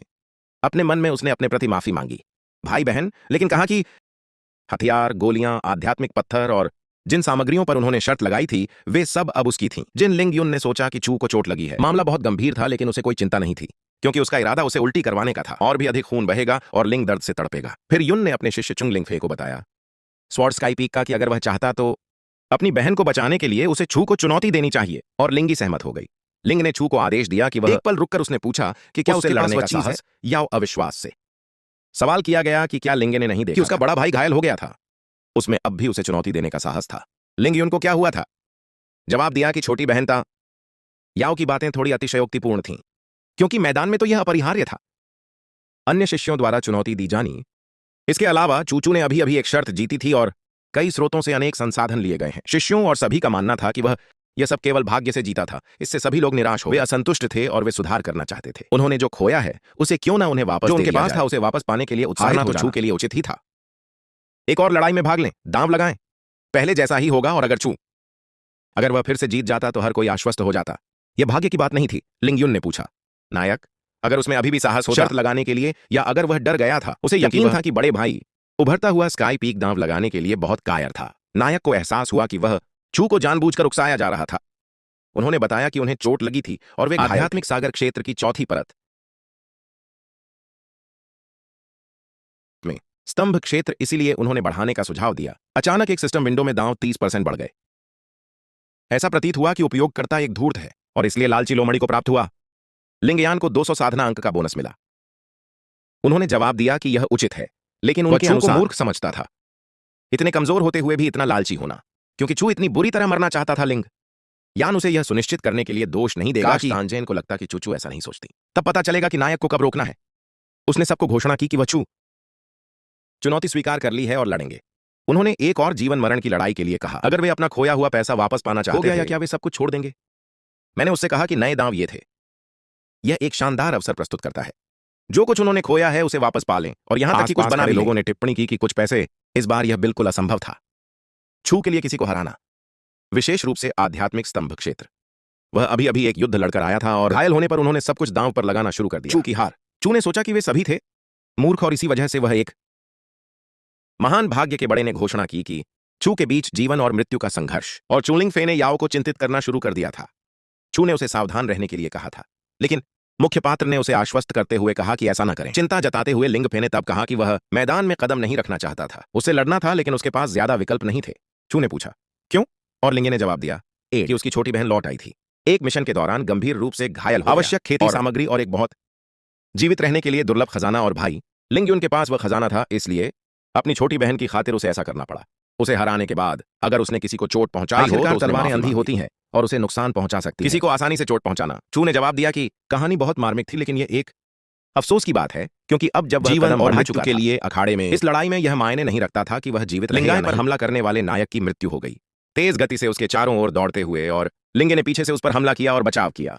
उसके हमले के बारे में पूछा और यह भी पूछा कि हमला कर चू बगल में प्रकट हुआ और उससे कहा कि चिंता न करे क्योंकि वह अपने छोटे भाई बहनों का अच्छे से ख्याल रखे ताकि लिंगे आराम कर सके। फिर शांति कायम हुई और उसने अपनी तलवार से उस पर वार कर दिया। मुख्य पात्र ने की हमले को अंजाम दिया, उसकी पीठ पर वार किया और उसे हवा में उछाल दिया। बैग ने उसे टिप्पणी की कि खलनायक हमेशा ज्यादा बोलने से मर जाते हैं। जीवन की यही सच्चाई थी। नायक ने अपनी तलवार म्यान में रखी और कहा, बचने के लिए जल्दी मार देना बेहतर था। प्रतिशोध के लिए समय देने वाला शून्य। आसपास खड़े लोग हैरान रह गए और पूछने लगे था कि ऐसा केवल उसी स्थिति में था। आध्यात्मिक क्षेत्र की चौथी परत अभी भी। उसने चैनलिंग फे को आसानी से हरा दिया। स्किल चुशू ने पौराणिक वर्ग का इस्तेमाल किया। जीवित छाया ने उसे बुलाने की अनुमति दी। 7 शैडो क्लोन बनाए और उनमें से प्रत्येक का उपयोग दुश्मन पर हमला करना केवल कोई व्यक्ति ही ऐसा कर सकता है। इस कौशल में महारत हासिल कर ली थी। अपने प्रियजनों को खो देने पर आसपास खड़े लोग रोने लगे। उनमें से हर एक ने जो कुछ भी बताया, उन्होंने 10,000 श्रेष्ठ आध्यात्मिक उधार लिए थे। स्टोन्स को इस तरह हारना और अंत में यही करना है। मृत्यु के समय याओ ने नायक से कहा, वह अद्भुत था, लेकिन चू ने जवाब दिया, यह महज किस्मत थी और इसकी कोई कीमत नहीं थी। नायक का जिक्र करते हुए वह आगे बढ़ा। बिस्तर के खजाने के बारे में टिप्पणी की और कहा, यह बिल्कुल भी बुरा नहीं था, क्योंकि यह एक। फिर लकी डेचू ने कहा कि उसका भंडारण बैग पहले से ही भरा हुआ था और उसने उससे पूछा, छोटी बहन के पास अगर स्टोरेज बैग होता तो? याओ ने जवाब दिया कि उसने ऐसा किया और उसे उछाल दिया। एक बैग के लिए नायक ने याओ को धन्यवाद दिया। उसने अपने बड़े भाई को बताया कि वहां कोई औपचारिक होना जरूरी है और वह इसे स्वीकार कर सकता है और इसका इस्तेमाल करें। चू ने पूछा कि क्या वे 7वीं कक्षा के छात्र तियानैन गोलियां चाहते थे। आसपास खड़े लोग चू को कोसते हुए उससे पूछ रहे थे, कुछ दया दिखाते हुए यह कहना कि वह नहीं आया था सिर्फ लड़ने के लिए नहीं, बल्कि उन्हें लूटने और शेखी बघारने। मुख्य पात्र ने कहा कि चूंकि वहां अगर कोई और लड़ाई नहीं होती तो वह चला जाता और फिर वह अपनी उड़ने वाली नाव लेकर रवाना हो गया। अचानक एक सिस्टम विंडो दिखाई दी जिसमें लिखा था कि उपयोगकर्ता वास्तव में दुष्ट और क्रूर था, एक सच्चे खलनायक के लक्षण, और इसलिए उसे 200 साधना अंक प्राप्त हुए। छू के बारे में चिंतित याओ ने कहा कि उसके पास इससे जान लिंग युन नाराज हो गई थी। विश्वासघाती और उसे ऐसा करने की आवश्यकता। बहुत सावधान था और अपनी सतर्कता में कोई कमी नहीं आने दे सकता था। कमरे में नीचे नायक। उसने सोचा कि उसे कुल 16 अंक मिले हैं, लाखों की गोलियां, खजाने और हथियार, और कल्पना की कि अगर यह संभव होता तो सिस्टम को सब कुछ बेच दो।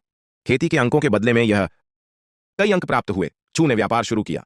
जब एक खिड़की खुलती है तो सिस्टम के साथ हथियार। यह कहते हुए प्रकट हुआ कि नश्वर वर्ग मोटी तलवार सफलतापूर्वक बिक गई और उसे एक साधना प्राप्त हुई थी, जिस बिंदु पर नायक क्रोधित हो गया, शिकायत करते हुए कि उसने केवल एक ही कमाया था। पॉइंट चू ने जोर देकर कहा कि यह सच नहीं हो सकता कि सिस्टम में उसने गलती की, क्योंकि पिछली बार उसने 5 संवर्धन अंक अर्जित किए थे।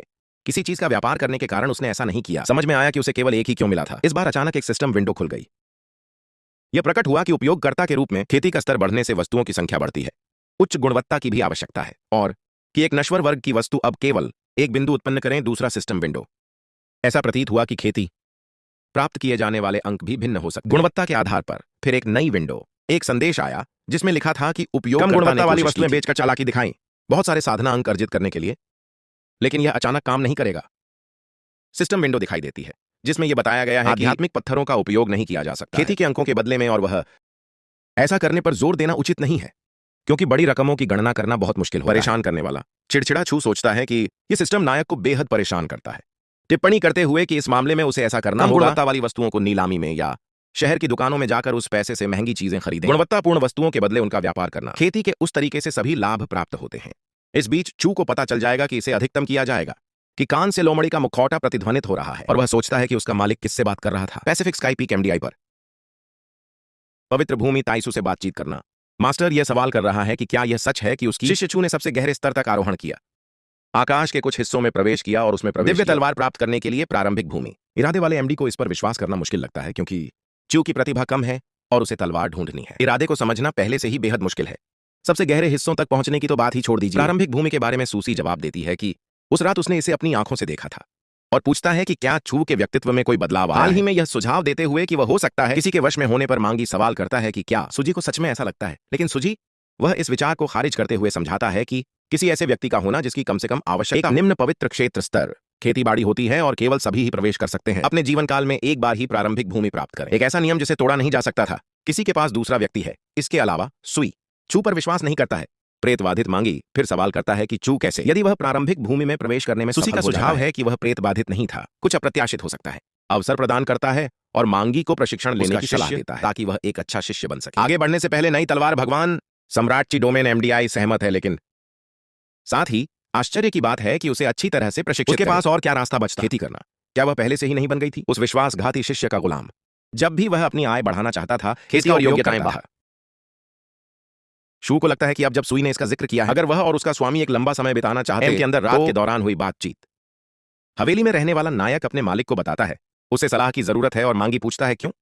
उसने यह बात उससे छुपा ली। चू ने आश्चर्यचकित होकर पूछा। गुरु ने जवाब दिया कि उसने वास्तव में क्या छिपाया था। उसे तंबू में एक दिव्य तलवार मिली। नायक अपना हाथ अपने ऊपर रखता है, गुरु की कमर पकड़ती है और पूछती है कि उसे कैसे पता। इस बारे में मूंगी समझाती हैं कि पवित्र भूमि त्युम स्वामी संप्रभु है, पवित्र भूमि के भीतर और नियंत्रण कर सकता है। अंतरिक्ष के नियम और अर्थ, प्रत्येक ऊर्जा उतार चढ़ाव के भीतर पवित्र भूमि होने के कारण छिपना असंभव है। चू ये बात समझ जाती है और पूछती है, पवित्र भूमि के स्वामी ने जो निर्णय लिया है वह यह है कि वह व्यक्ति को लगन से अपनी प्रतिभा का विकास अपने स्वामी की सहायता से। स्वामी उत्तर देता है कि पवित्र के भीतर भी भूमि ताइसु कुछ भी निरपेक्ष नहीं है, और जैसे ग्रीन हाउस में उगाए गए फूल, सभी को खुद पर निर्भर रहना होगा। वांछित परिणाम प्राप्त करने के लिए चू सहमत है, लेकिन वह एमडी के पास जाकर कहता है कि वह वहां नहीं है, सिर्फ अपनी ताकत का इस्तेमाल करके हासिल करने के लिए। स्वामी उसे फटकार लगाता है, आज अविश्वासी शिष्य को ना कहना। मुख्य पात्र जवाब देता है कि आज हां, क्योंकि आखिरकार उसके पास और कुछ करने को नहीं था, इसलिए उसने अपने स्वामी से पूछने का फैसला किया। उस शिष्य को साधना में सहायता करें। सिस्टम विंडो दिखाई देती है जिसमें बताया गया है कि उपयोगकर्ता वास्तव में बहुत दुष्ट है, क्योंकि हालांकि स्वामी ऐसा नहीं चाहता था, फिर भी वह उसके साथ दोहरी साधना में संलग्न होना। एक बार फिर एक विशेष पुरस्कार के रूप में प्रणाली उसे 6ठी श्रेणी का श्रेष्ठ विष प्रदान करता है। फिर सिस्टम विंडो संकेत देती है, उपयोगकर्ता की प्रतिभा में 100 की वृद्धि हुई, लगातार 3 बार अंक प्राप्त करना, 3 घंटे। बाद में एक और विंडो दिखाई देती है जो जानकारी देती है उसे उपयोगकर्ता की योग्यताओं के बारे में। आकाशीय पिंडों की संख्या बढ़कर 99917 हो गई, जो खेती की गति में 31 की वृद्धि हुई। कई बार सिस्टम संदेश में यह भी कहा गया है कि उपयोगकर्ता की खेती में सुधार हुआ है और वह लगभग आगे बढ़ रहा है। आध्यात्मिक सागर क्षेत्र की 5वीं परत उसे कड़ी मेहनत जारी रखने के लिए प्रोत्साहित कर मजबूत हो जाओ। चू सोचता है कि इसके प्रभाव दिन ब दिन बिगड़ते जा रहे हैं। उस दिव्य सुगंध को याद करते हुए उसे आश्चर्य होता है कि शरीर इतना बेकार नहीं होना चाहिए। अगर ऐसा इसलिए हो रहा है क्योंकि उसका गुरु की साधना सील बंद है और कोशिश करने की संभावना पर विचार करता है। अगली बार सील खोलकर देखें कि क्या अगर कोई सुधार की संभावना है तो वह विचारशील है। उन्हें यह विचार अच्छा लगता है, लेकिन साथ ही बहुत खतरनाक। वह उसके लिए अपने स्वामी को धन्यवाद की मदद करने में कड़ी मेहनत करना, जबकि मैंगी उसे लगता है कि एक दिन वह ऐसा करेगी। उसने जो कुछ भी किया है उसका बदला लो। उसके पास जाकर उसे हजारों टुकड़ों में फाड़ दो, बहुमूल्य खजाने की छोटी छू पर टुकड़े। कुछ लोग पैवेलियन से गुजरते हैं, जबकि कुछ लोग गार्ड्स को आश्चर्य होता है कि क्या वह छू। स्काई पीक में एक गार्ड टिप्पणी करता है, उसने सुना था कि चू वॉन ने 2 लड़ाइयां लड़ी थी। उसी क्षण अखाड़े में एक महिला परिचय देती है। उसने चू से कहा कि वह चू जानान है, अनमोल खजाने की चोटी का आंतरिक शिष्य, और पूछता है कि क्या वह कुछ सामान बेचने आया था। चू जान के पास जाता है और उस पर अपना हाथ रखता है। उसकी ठुड्डी पर हाथ रखकर पूछती है कि उसे कैसे पता चला कि उसके अंदाज में बेचने आया, और पूछता है कि छोटी बहन को कुछ गुप्त बातें पता चल। 8 जियान को पढ़ने पर चू जवाब देता है कि मैदान में शानदार कौशल का प्रदर्शन करते हुए जीत हासिल, कई खजाने और आध्यात्मिक पत्थर, जिसकी वजह से यह खबर तेजी से ताइसु की पवित्र भूमि में हर जगह। उसके साथ उस अनमोल खजाने पर पैवेलियन में उसके लिए अनुमान लगाना आसान था। वह वहां सामान बेचने के लिए आया था। फिर वह उसे अपनी भेंट का अनुसरण करने के लिए आमंत्रित उसे रास्ता दिखाने के लिए चू यह दर्शाता है कि वह पैवेलियन में पहुंचते ही वे मुश्किल से ही पहुंचे थे कि उसने पहले ही पहल कर दी थी। उससे बात की और उसे अंदर आने के लिए आमंत्रित किया। वह सोचती है कि उसका उद्देश्य क्या हो सकता है। उसने अंदर प्रवेश करने से पहले ही ऐसा किया। पैवेलियन जियान ने देखा कि इसके बाद बहुमूल्य खजाने के मंडप में प्रवेश करते हुए चू केवल माल का अवलोकन करता है।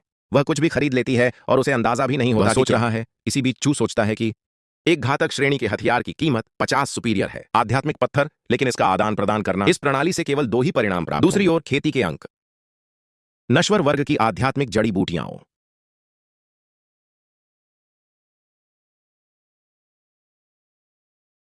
चू को एहसास होता है कि जितना अधिक होगा आध्यात्मिक ऊर्जा का संकेंद्रण, वह जितने अधिक अंक प्राप्त कर सकता था। यदि उसने विनिमय किया तो सिस्टम में विनिमय होगा। किसी चीज में बड़ी मात्रा में आध्यात्मिक ऊर्जा एक मानव साधक की तरह, वह इसे अधिकतम राशि के बदले में बदल सकता। संभावित अंकों की संख्या अचानक सिस्टम विंडो दिखाई देती है जिसमें चू की प्रशंसा की, उनकी प्रतिभा और कुछ ऐसा सोचने की क्षमता। सिस्टम संदेश में कहा गया है कि वह क्रूर है, वह सचमुच खलनायक बनने के योग्य है। सिस्टम द्वारा चुना गया और उसे पुरस्कृत किया गया। काली चांदी की उड़ने वाली नाव के साथ एक भूमि। हालांकि सिस्टम क्लास आइटम पर अफसोस जताता है, हालांकि यह विचार अविश्वसनीय है और यह नवोन्मेषी है, इसका आदान प्रदान संभव नहीं है। खेती के लिए मनुष्यों के अंक छू। उसे लगता है कि यह वास्तव में एक शर्म की बात है। जिस क्षण जियान सोचती है कि क्या वह देख रही थी, क्योंकि उसे एक हत्या का आभास हुआ था। नायक की आंखों में दृढ़ संकल्प था। शियान को बताता है कि वह ऊर्जा खरीदना चाहता है, रिकवरी की गोलियां और जीवन शक्ति की बहाली। एलिक्सिर ने 15 मिलियन सुपीरियर खर्च किए। आध्यात्मिक पत्थरों ने जॉन को आश्चर्यचकित कर दिया।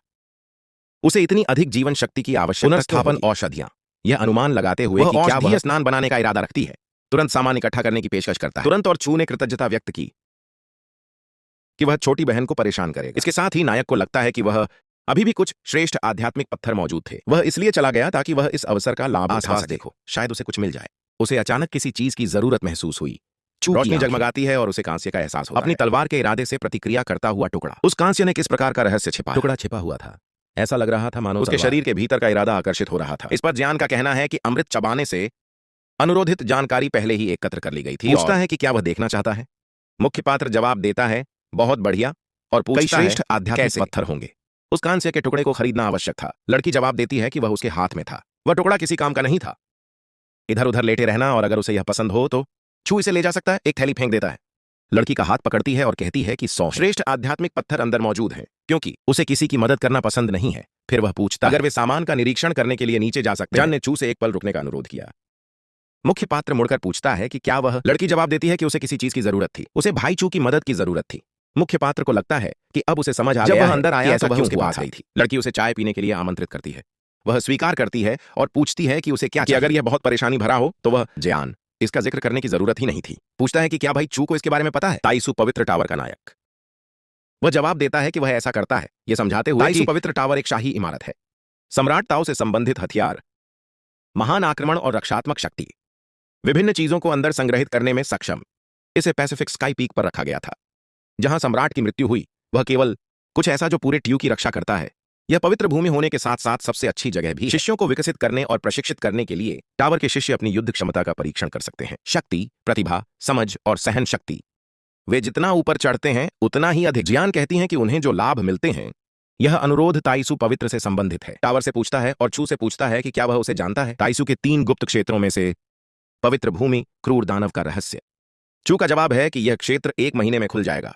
कि वह खेती करने में व्यस्त रहा है और उसने खबरों पर ध्यान नहीं दिया है, लेकिन वह सुना था कि सैवेज दानव का रहस्य। यह क्षेत्र खजाने की खोज के लिए एक बेहतरीन जगह है। शियान चू को समझाता है कि प्रवेश करने के लिए पवित्र टावर में परीक्षा देनी होगी, और उस परीक्षा में शीर्ष 300 शिष्यों ने भाग लिया। आध्यात्मिक सागर क्षेत्र में और शीर्ष पर आध्यात्मिक स्तंभ में 1700 शिष्य डोमेन को प्रवेश करने का अधिकार प्राप्त होगा। भाई चू पर आधारित गुप्त क्षेत्र। उसकी ताकत निश्चित थी, वह उसे रैंक दे सकता था। शीर्ष 300 शिष्यों में जियान भी शामिल था। इससे पता चलता है कि उसकी विनती भाई के लिए है। चू उस परीक्षा में भाग लेने के लिए तैयार है जिसमें वह सीखती है। नायक के कान के पास उसे बहकाने की कोशिश करती है और पूछती है कि क्या चू उसकी मदद कर सकता है। चू सहमत हो जाता है। चू शियो के कमरे में जो अनुरोध था वह यह था। जब वह था तब उसे एक बड़ी विपत्ति अचानक एक सिस्टम विंडो की खेती करना यह बताते हुए प्रकट हुआ कि उसके पास 5वीं परत तक पहुंच गया। फिर आध्यात्मिक स्तंभ क्षेत्र की ओर आध्यात्मिक सी डोमेन की 6ठी परत, और उसके बाद 7वें और 9वें। एक ही डोमेन की परतें जिज्ञासा जगाती हैं।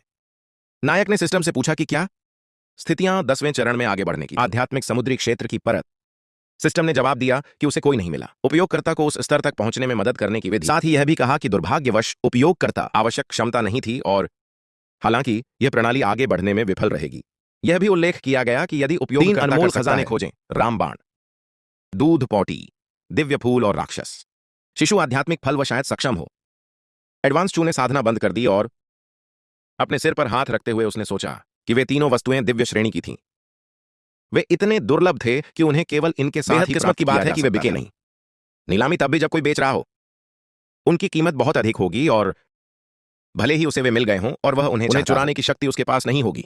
ऐसा करने पर नायक को एक विचार आया, और उसे याद आया कि जियान ने इसका जिक्र किया। एक शिष्य ने आधा हिस्सा प्राप्त कर लिया था।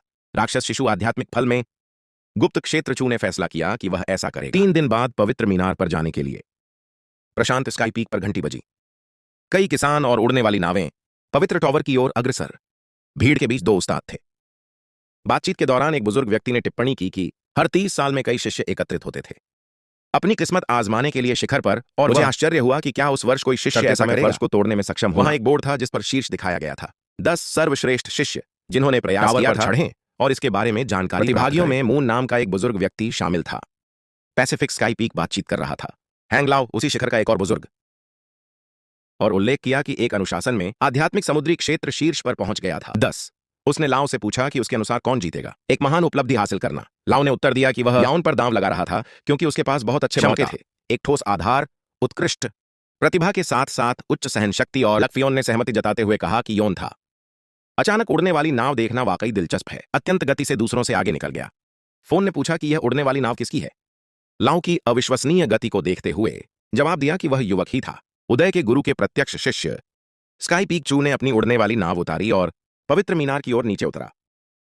वहां पहुंचकर उसने एक गुरु को बधाई देते हुए देखा। उसकी शिष्या ने कहा कि उसने बहुत कुछ किया था और उसे उस पर गर्व था। शिष्य सुरुक्सु प्रत्यक्ष था। स्काई पीक के गुरु के शिष्य और संप्रदाय के अन्य सदस्य थे। उसे सीधे बधाई देते हुए स्वॉर्ड स्काई पीक के गुरु का शिष्य, उन्होंने कहा कि वह भी शीर्ष स्थान पर पहुंचे। आध्यात्मिक समुद्री क्षेत्र के 10 और होगा। ताइसु के शीर्ष पर लगी घंटी बजाएं। पवित्र टॉवर में नायक ने पूछा कि कौन? उसने अपना परिचय देते हुए कहा कि वह कौन था। उसका नाम या फोन छू था। उसने सोचा कि उसका नाम बिल्कुल मुख्य नाम जैसा लग रहा, किरदार का नाम, और इतना ही नहीं, उस हंसमुख चेहरे को देखो। कमीने छू को आश्चर्य हुआ कि क्या यह आदमी वही था? मुख्य पात्र, नायक ने यह कहा। उनसे मिलकर अच्छा लगा और मैंने उनसे पूछा। उन्होंने जवाब दिया कि वह उसके बारे में जानता था। सुना है चू ने कई आध्यात्मिक पत्थर जीते हैं। समृद्ध स्काई पीक चू ने कहा कि यान को लगा कि इसका जिक्र करना भी जरूरी नहीं है। चू दयालु और बहुत ही अच्छे इंसान थे और उसे दोस्त के रूप में पाना अच्छा होगा। मुख्य पात्र ने सोचा कि यान का उनका व्यक्तित्व न्यायप्रिय और धर्मी था, दोस्त बनाने के लिए उपयुक्त प्रकार का, और कि वह इसी तरह का व्यक्ति था। बोर्ड ने घोषणा की कि सबसे ज्यादा नफरत की जाने वाली बात के लिए अपनी परीक्षा शुरू करने का समय आ गया था। मुख्य पात्र ने कहा कि अब उसकी बारी है, परीक्षा दें और वे मिलेंगे। याउन ने फिर चू को शुभकामनाएं दी। पवित्र स्थान की सीढ़ियां चढ़ना शुरू कर दिया, टावर में प्रवेश किया और ताइसु पवित्र टावर में प्रवेश किया। ताइसु पवित्र भवन की पहली मंजिल पर नायक उस मीनार पर तब तक चलता रहा जब तक कि भेड़ियों के एक झुंड का सामना हुआ जिसे उसकी तलवार, और उसने सोचा कि क्या छोटे भेड़िए उसका स्वागत करने आए थे। वोल्व ने नायक पर हमला कर दिया। उसके चारों ओर चू ने अपनी तलवार का इस्तेमाल किया और भेड़ियों पर हमला करते हुए उन्हें काट डाला। नायक ने सोचा कि आसानी से नीचे गिर जाएगा। आध्यात्मिक सागर में बस कुछ ही जीव हैं, डोमेन से कोई फर्क नहीं पड़ेगा। ताइसु पवित्र टॉवर चू की 66वीं मंजिल। एक महिला से मुलाकात हुई जिसने कहा कि वह अकेली थी और उसने उससे अपने साथ रहने के लिए कहा। वे बहुत खुश होंगे। साथ में नायक ने उसे काट डाला और उससे पूछा कि क्या वह कोशिश कर रही थी। उसे बहकाने के लिए उसने कहा कि वह अभी भी 68वीं मंजिल पर बेहद अनुभवहीन। ताइसु पवित्र टॉवर चू का सामना हुआ। पशु आभा वाले 4 साधक, एक बाघ के साथ, दूसरा कछुए के साथ, एक और औंधा जिसमें मोर है, और अंत में एक ड्रैगन के साथ। ये मुख्य पात्र ने पूछा कि क्या वे सभी वहां थे? आध्यात्मिक समुद्री क्षेत्र का शिखर। और फिर उसने कहा कि हमला करने से पहले इसे ले लो। और उन्हें आसानी से हराने के लिए ताइसु पवित्र टावर की 998वीं मंजिल चू की मुलाकात तसुजी से हुई जो वहां मौजूद थी। आध्यात्मिकता की 9वीं परत का शिखर। समुद्री क्षेत्र में नायक को यह एहसास हुआ कि उसकी साधना भी उसी के समान थी, लेकिन वह उसकी पूरी शक्ति का अंदाजा नहीं लगा सका और पूछा गया कि क्या वह वास्तव में इस बात की स्वामी है। पवित्र भूमि सूसी को विश्वास नहीं हुआ। चू हंसने लगी और बोली कि वह वास्तव में पहली साम्राज्य थी। नायक ने अपनी तलवार निकाली और उन्होंने महारानी को युद्ध के लिए चुनौती दी। तलवारें टकराईं। चू ने लात मारी सू के सिर की ओर, लेकिन उसने आसानी से अपना बचाव कर हमले ने उसे चौंकाते हुए धक्का देकर दूर कर दिया।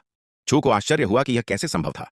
अपनी विशेष शारीरिक बनावट के बावजूद भी सूजी उसी क्षेत्र में जो उसके समान था वह अधिक तेज और मजबूत होने के अलावा उसने यह भी दिखाया कोई रिक्त स्थान नहीं होने पर सुई ने ची को एकत्रित उसने अपना हाथ बढ़ाया और तेजी से आगे बढ़ी। चू ने भी उतनी ही तेजी से जवाबी हमला किया, जिसके परिणाम स्वरूप उनके बीच संघर्ष। हमलों के दौरान नायक को यह एहसास हुआ कि सू का हमला उसके हमले से कहीं अधिक शक्तिशाली था। चू को लगा कि लड़ाई नुकसान के बदले नुकसान, जान के बदले जान, या तो वह मर जाएगा या वह मर जाएगी, यही बात थी। उसकी युद्ध शैली सू का हमला भेदन करता है चू के माध्यम से, और जैसे जैसे उसका खून बहता है यह अनुचित है क्योंकि उसके इस्तेमाल के बाद भी तलवार की शक्ति से वह अभी भी सक्षम थी। दृढ़ निश्चयी होने के बावजूद चू का विरोध करना, गंभीर रूप से घायल होने पर भी ताइसु को रिहा नहीं किया जाता। जब तक वह उसे हरा नहीं देता तब तक उसकी गर्दन बंद कर देता है, अंततः वह छोड़ देता है। 99वीं मंजिल पर परीक्षा पूरी करना। पवित्र टावर अब H100वें पर स्थित है। फ्लोर चू को याद नहीं है कि वह कैसे वहां पहुंचा वहां, या अगर उसने किसी से लड़ाई की, और वह उसे आश्चर्य होता है कि उसे इसकी कोई याद क्यों नहीं है, हालांकि वह जानता है कि यह वह नहीं उनके सामने इस पर विचार करने का सही समय है। 4 स्तंभ, और वह सोचता है कि क्या उसे ऐसा करना चाहिए। चुनाव करने के बाद एक को चुने। सिस्टम विंडो दिखाई देती है जो उसे निर्देश देती है कि तलवारबाजी के कौशल और तकनीक सीखें। 12 घंटों में वह जितना अधिक सीखता है और उसकी समझ जितनी अधिक होगी उसका प्रदर्शन उतना ही मूल्यांकन से कौशल का विकास शुरू होगा। उसके दिमाग में उथल पुथल मच जाती है और चू सवाल करता है कि क्या ये सभी कौशल और तकनीकें हैं। स्तंभ गति बढ़ाने के लिए दृढ़ संकल्पित है। चू द्वारा सिस्टम को निर्देशित प्रक्रिया सीखने के लिए उन्नति अंक का उपयोग करें। सिस्टम प्रतिक्रिया करता है और सक्रिय हो जाता है। उपभोग पद्धति के 5 विकास बिंदु, फिर 3500 खर्च किए जाते हैं और अंत में 1000 उन्नति अंक इसके लिए उपयोग किए जाते हैं। उसे तलवारबाजी के कौशल और तकनीक सीखने के लिए चू को एहसास होता है कि इस जीवन में इसके अलावा सब कुछ अलग है। उसके पास पवित्र आदिम शरीर की प्रणाली है, नवीन कौशल और आकाशीय तलवार का इरादा मजबूत करने के लिए दृढ़ है। वह जितना संभव हो सके स्वयं पर विचार करता है कि पवित्र आदिम शरीर के साथ वह उन लोगों के खिलाफ व्यावहारिक रूप से अजय उसी क्षेत्र का, और तलवार के साथ उसका इरादा अद्वितीय है। संयोजन के माध्यम से इन तत्वों के ज्ञान के साथ उसने जो कौशल और तकनीकें हासिल की, सोचता है कि क्या वह एक शक्तिशाली विकसित कर सकता है। आक्रमण विधि में महारत हासिल करने का फैसला किया। 2 धारी भारी तलवार, यह मानते हुए कि केवल ऐसी तलवार ही इसका सामना कर सकती थी। पवित्र आदिम का लाभ उठाओ। शरीर और तलवार के इरादे से वह प्रशिक्षण शुरू करता है एक विशाल तलवार के साथ, और उसे छोड़ते हुए शानदार शॉट, उसने पूरे क्षेत्र को भेद दिया। उस समय उसके सामने का फर्श। एक नई सिस्टम विंडो दिखाई देती है जो घोषणा करती है, प्रथम रूप विनाश अंत लाना। फिर नायक सभी चीजों को शुरू करता है, हंसते हुए घोषणा करता है कि उसका नाम है छू, वह जो सब कुछ नष्ट कर देगा, और भले ही कोई उसके खिलाफ खड़ा हो जाए। छू मानता है कि कोई भी सक्षम नहीं होगा। इस हड़ताल से बचने के लिए वह निष्कर्ष निकालता है कि सीखने के लिए 1000 अंक खर्च किए गए, सब कुछ बहुत अच्छा था। छू वह सिस्टम को अपने नए का विश्लेषण करने का आदेश देता है। संदेश रिपोर्ट। नाम प्रथम रूप विनाश श्रेणी, तलवार कौशल वर्ग अमर शैली की तलवार, गति विनाशकारी शक्ति 5 सितारे, आक्रमण गति 4 सितारे प्रणाली। तब कौशल परिचय प्रस्तुत करता है। इसे एक निर्णायक हमले के रूप में वर्णित किया ऊर्जा के तात्कालिक विस्फोट के साथ ऊर्जा का उपयोग करके बनाया गया। पवित्र आदिम शरीर और शरीर दिव्य तलवार महान आक्रमण के साथ। इसमें गति और उच्च विनाशकारी शक्ति है, हालांकि दुश्मनों को खत्म करने में सक्षम। सिस्टम चेतावनी देता है कि दूसरे रूप का यह कौशल अभी तक अज्ञात है और अभी तक छू को प्रयास न करने की सलाह को समझ लिया। ऐसे अभी समझ लेना चाहिए, क्योंकि इससे यह हो सकता है कि के सामने उनकी मृत्यु हो गई।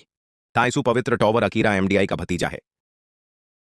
शियान से बातचीत करते हुए वह उससे पूछती है कि क्या वह मानता है कि छू ऐसा कर पाएगा 80 से अधिक मंजिलें चढ़ें और प्राप्त करें। जिन वस्तुओं की उसे आवश्यकता है वह अपनी इच्छा व्यक्त करता है हो जाए ताकि उसे मिल सके। अब समय आ गया है कि वह अपनी चाची मुंगी से मिले और उनसे मदद मांगे। 10 दिन बीत चुके थे और चूचू अभी भी टावर से बाहर नहीं निकली थी, जिससे अकीरा को डर लगने लगा कि कहीं वह हर बार ताइसू की तरह अंदर ही अंदर मर गया। पवित्र मीनार खुलती है। कुछ शिष्य अंत में मरते हुए जियान ने अकीरा को आश्वासन दिया कि तब उसका बड़ा भाई छू ठीक हो जाएगा। पवित्र घंटी बजने लगती है, यह घोषणा करते हुए कि कोई व्यक्ति प्रवेश कर चुका है। अचानक उस पत्थर पर जो शीर्ष 10 रैंकिंग प्रदर्शित करता है, पवित्र टॉवर, नाम छू, उदय से। स्काईपीक को देखकर हर कोई चौंक जाता है और जब छू अंततः बाहर निकल जाता है तो सन्नाटा छा जाता है। पवित्र टॉवर में वह प्रतीक्षा करने के लिए उनका धन्यवाद करता है और शरण ने राहत व्यक्त की कि वह शिष्यों को चोट नहीं लगी। आसपास के लोग शुरू हो गए यह चिल्लाने के लिए कि चबाने वाला खाना अविश्वसनीय है। ऑटोग्राफ के लिए नायक चिंतन करता है। जब वह बूढ़े दानव के नाम से जाना जाता था, छू के ये शिष्य भी उसे देखेंगे और चिल्लाओ, मर जा शापित राक्षस। और अब वे उन्होंने निष्कर्ष निकाला कि लोग उनके नाम को लेकर उत्साहित थे। उनके द्वारा लिए गए नए विकल्प वास्तव में ऑटोग्राफ देते समय यह महत्वपूर्ण है कि छू सोचता है कि एक खलनायक होने के नाते सत्ता बहुत सरल और उबाऊ है, लेकिन वह जब उसने यह फैसला लिया तब वह बहुत छोटा था और इसका परिणाम उनकी मृत्यु थी। अब वह उनका मानना है कि एक सच्चा खलनायक ऐसा होना काम करने में भी दृढ़ और उद्देश्यपूर्ण, चुपके से, बिना उनके बारे में बात किए। अचानक लाऊ और फोन छू के पीछे प्रकट हो जाते हैं। लाऊ का कहना है कि वह इससे प्रभावित है। उसके प्रदर्शन के बारे में फोन उसे सूचित करता है कि पैसिफिक स्काई पीक का स्वामी, वह उन्हें पैसिफिक स्काई में देखना चाहता है। पैवेलियन एमडीआई और तासूजी प्रतीक्षा कर रहे हैं। चू औपचारिक रूप से उनका अभिवादन करती है। उभरता हुआ स्काई पीक स्वामी का स्वागत करता है। ताइसू पवित्र भूमि और स्वामी। स्काई पीक एमडीआई का बढ़ता स्तर असुविधाजनक प्रतीत होता है, जबकि सूसी संतुष्टि व्यक्त करती है। अपने शिष्य की प्रगति देखकर टावर ने उसके प्रदर्शन पर विचार किया।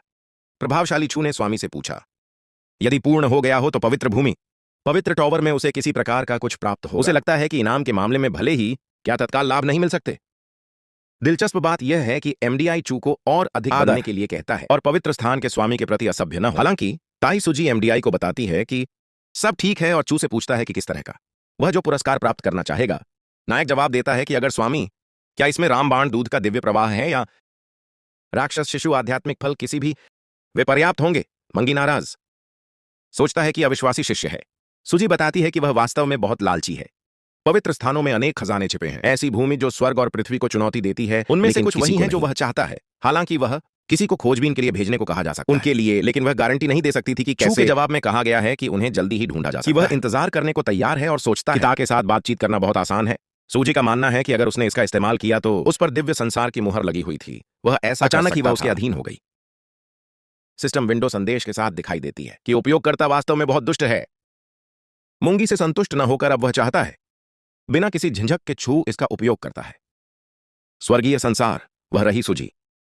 एक और सिस्टम विंडो दिखाई देती है जो सूचित करती है उन्हें यह सूचित किया गया कि मुहर का सफलतापूर्वक उपयोग किया गया था।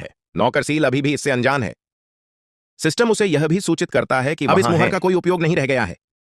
पहला सेवक मुहर चियांग डी पर था और ताइसूजी पर दूसरा सिस्टम जोड़ता है कि उपयोगकर्ता नौकर को हटा सकता है, जब चाहे तब मुहर लगा सकता है और उसके बाद सील को उपयोगों की संख्या के आधार पर पुनः प्राप्त किया जाता होगी, जिससे दोनों सेवक मोहरों का सक्रियण और उपयोग। उसी समय चू को यह जानकर गहरा सदमा लगता है कि वह दोनों मोहरों को सक्रिय कर सकता है। साथ ही साथ वह खुद की कल्पना करता है एमडीआई के साथ दोहरी खेती करना, और अचानक एक और सिस्टम विंडो खुल गई। ऐसा प्रतीत होता है कि उपयोग करता है। वास्तव में पूर्व नियोजित खलनायक ने ऐसा करने का साहस। कल्पना कीजिए कि आप दोहरी साधना कर रहे हैं, पवित्र भूमि के स्वामी और ची मांगी उसके बुरे विचारों के इनाम के तौर पर छू। उसे रसायन शास्त्र की मूल पुस्तक प्राप्त होती है। सिस्टम बताता है कि पुस्तक विभाजित है 3 खंडों में हजारों रसायन विद्या की विधियों और विष सूत्रों के बारे में। एक बार इसमें पूरी तरह महारत हासिल हो जाने पर यह ऐसे जहर तैयार करें जो जानलेवा भी हो। यदि सम्राट के क्षेत्र में कोई व्यक्ति हो तो तीनों खंडों को मिलाकर यह होगा। सर्वोच्च कीमियागिरी पुस्तक का निर्माण हुआ। मानव जाति के कीमिया सम्राट द्वारा कई साल पहले चू को लगता था कि यह इनाम अविश्वसनीय है, क्योंकि केवल एक ऐसा व्यक्ति जिसे सच्चा खलनायक कहा जा सकता है दूसरों को जहर दे, वह ऐसा कर सूजी फिर बताती है कि दिनांक के 8 त्रिग्रामों में एक है ची शक्ति बढ़ाने में उत्कृष्ट प्रभाव और खून, और जब तक उसे वह नहीं मिल जाता जो उसे उम्मीद है कि इससे छू को मदद मिल सकती है, वह उसे धन्यवाद देता है और कहता है नायक द्वारा उपहार का उपयोग और मांगी जाने की तैयारी कर रहे थे, जबकि सूसी के लिए किसी कारण से ऐसा लगता है कि कुछ यह गलत है, लेकिन उसे पता नहीं है कि यह क्या हो सकता है। कोई साजिश रच रहा हो उसके खिलाफ। शायद उसने बहुत ज्यादा खर्च किया है। उन्होंने काफी समय एकांत में बिताया है और हमों को स्पष्ट छोड़ देना ही बेहतर था। अपना सिर झुकाकर मुख्य केबिन में आराम करें। उड़ने वाली नाव में छू और मांगी थे। उनकी सेवा कर रही 2 महिलाओं में से छू ने पूछा, छोटी बहनों को उन्हें अकेला छोड़ देना चाहिए, यह कहते हुए कि बड़े भाई को इसकी आवश्यकता थी। मास्टर एमडीआई से बात करें। कांपती हुई आवाज ने नहीं में जवाब दिया। बहनों ने स्काई पीक के स्वामी से पूछा। खुजली से पीड़ित महिला ने अपनी तकलीफ छुपाई, खांसी और कहा कि उन्हें बताने में कुछ भी नहीं है। वे नायक को सीलबंद छोड़ सकते थे। दरवाजे और ध्वनिरोधक सक्रिय हो गया। चू ने कहा कि अब यह सिर्फ सिस्टम ही बचा है। उनमें से 2 मुख्य केबिन में थे, उड़ने वाली नाव, और उन्हें ऐसा नहीं करना चाहिए। सुंदर दृश्यों को बर्बाद कर दिया गया। एमडीआई हटा दिया। लोमड़ी का मुखौटा और उसे बुलाना। अविश्वासी शिष्य ने पूछा कि क्या वह चाहता है। उसे फिर से डराने के लिए उसने सवाल किया।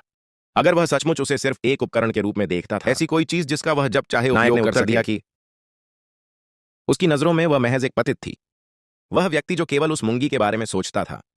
उसने पलटवार किया। और क्या यह सच नहीं है चू? उसने स्वामी से पूछा कि क्या वह चाहती है कि खेती पर लगी मुहर हटा दें। गुरुजी कांपते हुए बोले, हाँ। नायक ने लोमड़ी का मुखौटा लिया और उन्होंने टिप्पणी की कि कलाकृति बहुत ही, उसकी साधना से भी यह बात पक्की हो गई। वह इसे दूसरों से छिपाने में कामयाब रहा और नहीं। ताई सूजी जैसी ताकतवर इंसान भी। पवित्र भूमि के स्वामी ने यह महसूस किया कि एमडीआई की खेती सीलबंद मांगी थी। उन्होंने उसे अविश्वासी शिष्य कहा और उन्होंने टिप्पणी की कि उनके छिपने के कौशल प्रभावशाली थे, लेकिन उसके बाद वे फिर से एक साथ सोए। अंत में यही होगा। उसके कारण उसका शरीर दागदार हो गया। हालांकि उनकी शारीरिक बनावट विशेष थी। वह छुपाने में बहुत माहिर थी। उसे विश्वास था कि गंध को छिपाने में भी सक्षम होगा। शर्माते हुए मांगी ने सोचा कि यह एक अच्छी बात है कि छू को छिपाना आता था, या उनके बीच जो कुछ भी हुआ होता पवित्र भूमि में सभी के सामने उजागर। गुरु ने उल्लेख किया कि वह लाया सील हटाने के बारे में कुछ जानकारी दें। उसकी साधना छू ने इस एमडीआई की पुष्टि की। उसने पूछा कि शर्तें क्या होंगी। इतना दयालु नहीं था कि कुछ कर दे बिना किसी अपेक्षा के। नायक ने किसी को कुछ सौंपा। मास्टर ने उसे पहले एमडीआई आजमाने के लिए कहा। पूछा कि यह क्या है, और चू ने कहा कि वह बस उसे इसे पहनना होगा, और वह एमडीआई को पुरस्कृत किया गया। उसने मोजे पहन लिए, लेकिन चू ने इस अवसर का लाभ उठाकर उसे छुआ। शर्माते हुए गुरुजी ने पूछा कि वह क्या था। अविश्वासी शिष्य यह कर रहा था। मुख्य पात्र ने उत्तर दिया कि वह अभी उसे विश्वासघाती शिष्य कहा गया। उन्होंने जो कुछ भी किया था, सब कुछ उन्होंने उसे भाई कहकर पुकारने पर मांगी उसकी भावनाओं को ठेस कहा कि सपने देखते रहो, यह कहते हुए कि अगर उसकी मृत्यु भी हो जाए तो भी। चू ने टिप्पणी की कि उसे कभी उस नाम से मत बुलाओ। इससे चीजें 10 मिनट तक मुश्किल हो गईं। बाद में चू ने गुरु से कहा कि वे आराम करें और चिंता न करें। एमडीआई ने उसे रुकने के लिए कहा। सपने में उसे याद आता था कि वही थी। राइजिंग स्काई पीक के मास्टर से पूछा कि क्या उसे लगा कि वह हमेशा उसके साथ रहेगी। चू ने अपने स्वामी से संपर्क किया और उसने कहा कि वह बहुत सुंदर थी, लेकिन उसने सलाह दी उसे बहुत जोर से न चिल्लाने के लिए, या फिर जहाज पर मौजूद शिष्यों को पता होगा कि क्या रहे थे। एमडीआई ने गुस्से में कहा कि वह अतिशयोक्ति कर रहा था, लेकिन अंततः उसने हार मान ली और उसे फोन कर दिया। फिर मांगी ने उसे बेवफा कहा। शिष्य ने फिर कहा कि जल्द ही या बाद में वह उसे अपने ही हाथों मार डालेगी। राइजिंग में उड़ने वाली नाव के बाहर हाथ स्काई पीक चू चलते हुए सोच रहा था कि यह जान को चुनने के कारण ही संभव हुआ। वह पवित्र अनुष्ठानों में भाग लेने में सक्षम था, लेकिन अब पवित्रता का मामला। टावर की समस्या पहले ही हल हो चुकी थी। शियान द्वारा दी गई जानकारी बहुत उपयोगी थी। राक्षस शिशु आध्यात्मिक का विस्तृत वर्णन किया गया है। वास्तव में सैवेज दानव में था। यात्रा के दौरान गुप्त क्षेत्र, उस क्षेत्र में विजय के अलावा कुछ भी मायने नहीं रखता था। उसे लगन से खेती करने की आवश्यकता होगी। पृष्ठभूमि में मौजूद 2 पात्र बातें कर रहे थे और टिप्पणी की कि आकाशीय क्षितिज। अखबार को अपडेट कर दिया गया था। पूछा गया कि क्या यह सच है कि अखबार अपडेट किया गया और उल्लेख किया गया कि पुराना दानव चेव की मृत्यु बहुत समय पहले हो चुकी थी। किसी को उसकी जगह लेनी चाहिए। सेलेस्टियल होराइजन अखबार सभी रिकॉर्ड करता है। महाद्वीप भर में छोटे बड़े आयोजन, किसी निश्चित की युद्ध शक्ति से किसान निरर्थक गपशप तक को स्वीकार कर लेता है। अखबार की प्रत्येक प्रति का मूल्य 1 है। मध्य श्रेणी आध्यात्मिक स्टोन। चू ने सोचा वे सब मूर्ख थे। इतना ही नहीं, बूढ़ा दानव छू मरा नहीं था। लेकिन वह साथ ही बहुत जीवंत और पवित्र। पृष्ठभूमि के पात्रों ने टिप्पणी की कि निचले हिस्से में चौथा व्यक्ति संतों की सूची को भी बदल दिया गया था। पहले वह जांग जियान लिंग हुआ करती थी, स्वर्गीय यिनयांग संप्रदाय, लेकिन अब यह था दूसरे किरदार लियो हांगी ने पूछा। लियो हांगी कौन थी और क्या वह थी? मजबूत, क्योंकि जांग जियान लिंग उसका था। नायिका ने सोचा कि खुद लियो हांगी ऐसा कर सकता था। सचमुच वह छू है जो अतिरिक्त कलाकारों का अभिवादन करती है, क्या वे उसे नवीनतम उत्पाद आकाशीय क्षितिज का संस्करण। अखबार में अतिरिक्त कलाकार उसे बताते हैं कि वह कर सकता है, ले लो, और नायक उन्हें धन्यवाद देता है। अखबार उठाने से पहले उनमें से एक अतिरिक्त कलाकार दूसरे से पूछता है कि क्या उसके बड़े भाई ने इसमें जगह बना ली। आकाशीय सूची और सुझाव देता है कि यह होगा। दूसरे को नाराज न करना ही बुद्धिमानी होगी। वह जवाब देता है कि उसने सुना है, लेकिन सवाल करता है वह नवीनतम दौर में इतना शक्तिशाली कैसे बन गया। महाद्वीप से समाचार आ रहे हैं कि ऐसा बताया जा रहा है बूढ़ा दानवचू जो था पहले लेसर के शीर्ष पर। सेंट्स लिस्ट अब खत्म हो चुकी है। सबसे पहले यह सूची पवित्र भूमि के याओ गुआंग की है। जांग झान प्रथम स्थान पर शानदार प्रदर्शन कर रहे हैं, जो लघु संत थे। यिनयांग स्वर्गीय संप्रदाय और कब्जे में। चौथे स्थान पर लियू का नाम आ गया है, लाल धूल तलवार संप्रदाय के हांगी। पिछले 6 महीनों की रिपोर्टों से संकेत मिलता है कि बर्बर और राक्षस शुरू हो गए हैं बड़े पैमाने पर मानव क्षेत्रों पर आक्रमण कर। स्केल चू मन ही मन सोचता है कि हांगी वास्तव में लेसर सेंट्स में जगह बना ली। यह सूची में चौथे स्थान पर है। नायक को वांछित लोगों के नोटिस दिखाई देते हैं, जिसमें कहा गया है कि लेसर सेंट ल्यू को लटका दिया गया। वाई ने धोखा दिया और लाल धूल पर हमला किया। तलवार संप्रदाय पर 1 मिलियन का इनाम है। उसके सिर पर दिव्य आत्मा के पत्थर।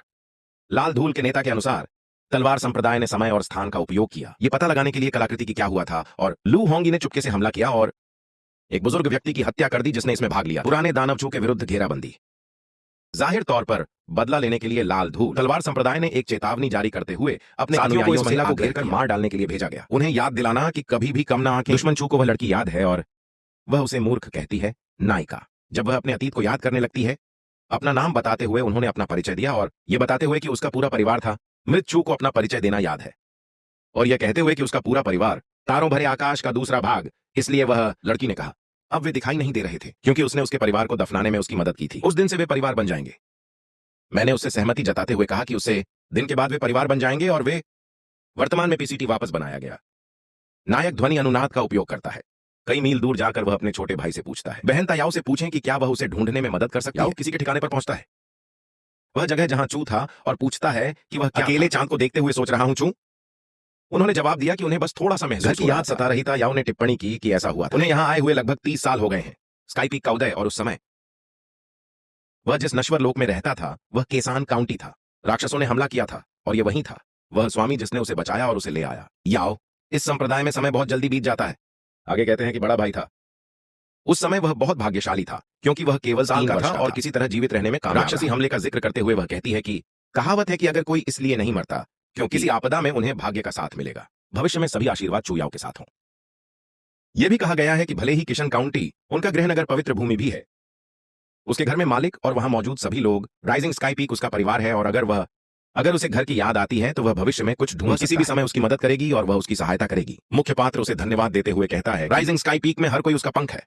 विंग्स चू का मानना है कि 30 साल पहले चू यह सिर्फ एक टू था और ऐसा कभी नहीं होता। वह किस्मत से बच गया, बस इतना ही कि वह अपने शरीर पर नियंत्रण कर सकता है। और वह टिप्पणियां कि ऐसा ही कुछ हुआ।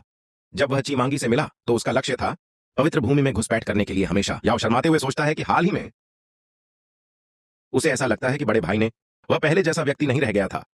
वह उससे दूर रहता था लेकिन अब वह उसके करीब और उसे छूती है। याओ अपने पैर उठाती है और चू के गाल पर चुंबन देकर चली जाती है। नायिका उसके कार्यों से स्तब्ध रह गई।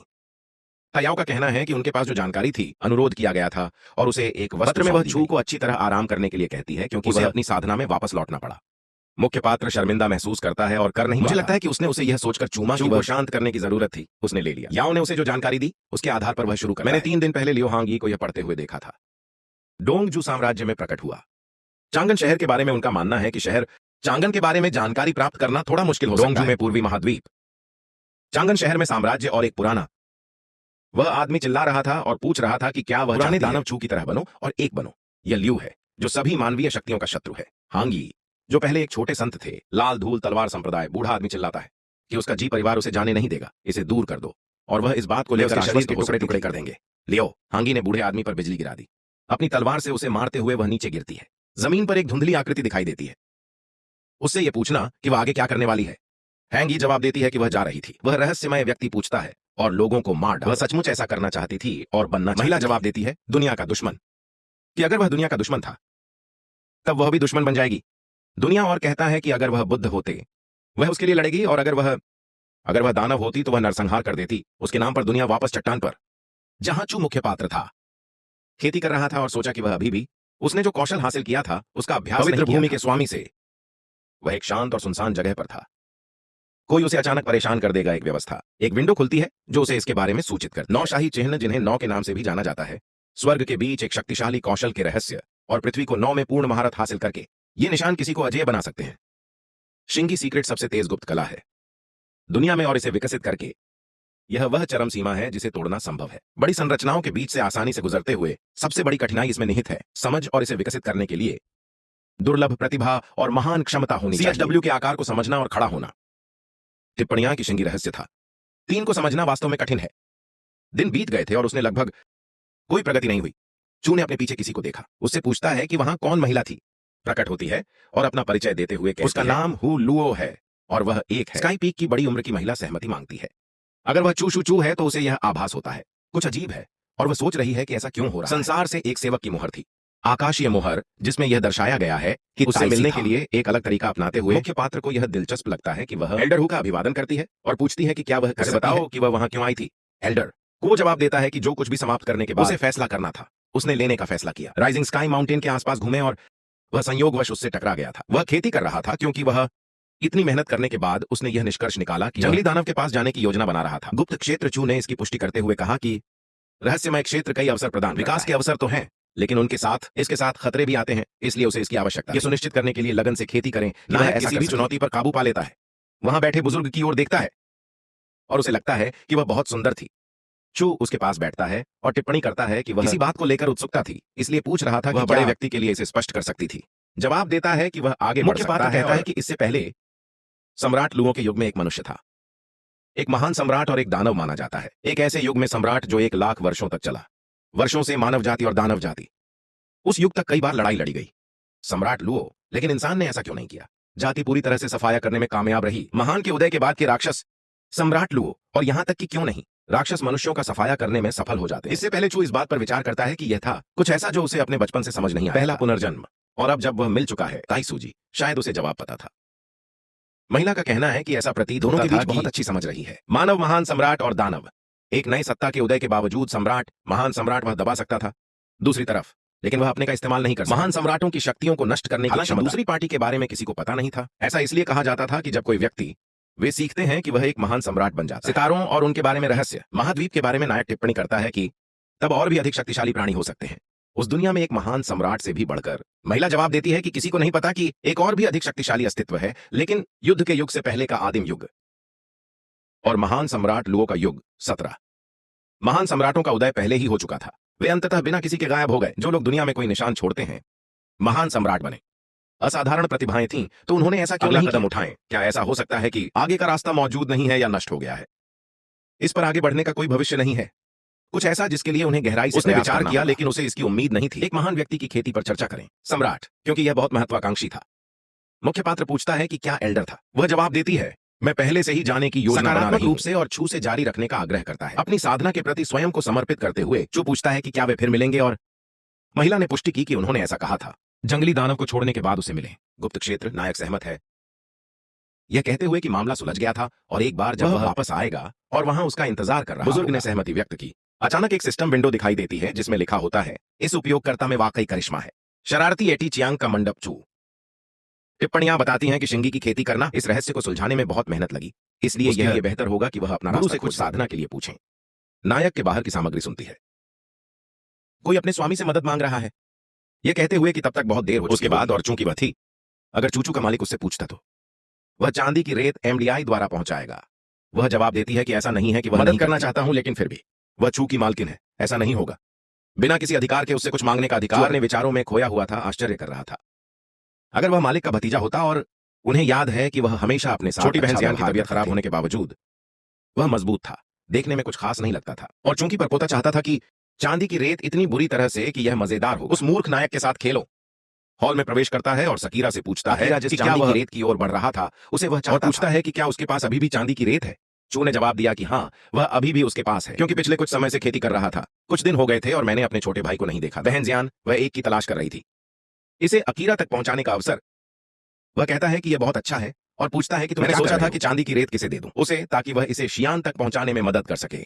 मुख्य पात्र चांदी की रेत दिखाता है और टिप्पणी करता है कि यह कुछ ऐसा था बड़ी चुनौतियों का सामना करने के बाद प्राप्त किया गया। अकीरा ने सोचा कि अगर वह अपना चांदी की रेत पर हाथ रखकर वह बन जाएगा महाद्वीप पर एकमात्र व्यक्ति जो उसके पास ऐसी कोई चीज है। उसे लगता है कि जब वह समय आता है जब चूशान जो चाहता था अपनी मां को बचाने के अलावा उसके पास कोई विकल्प नहीं। उससे भीख मांगने के लिए अकीरा कीमत पूछता है और नायक 1 मिलियन दिव्य सुझाव देता है।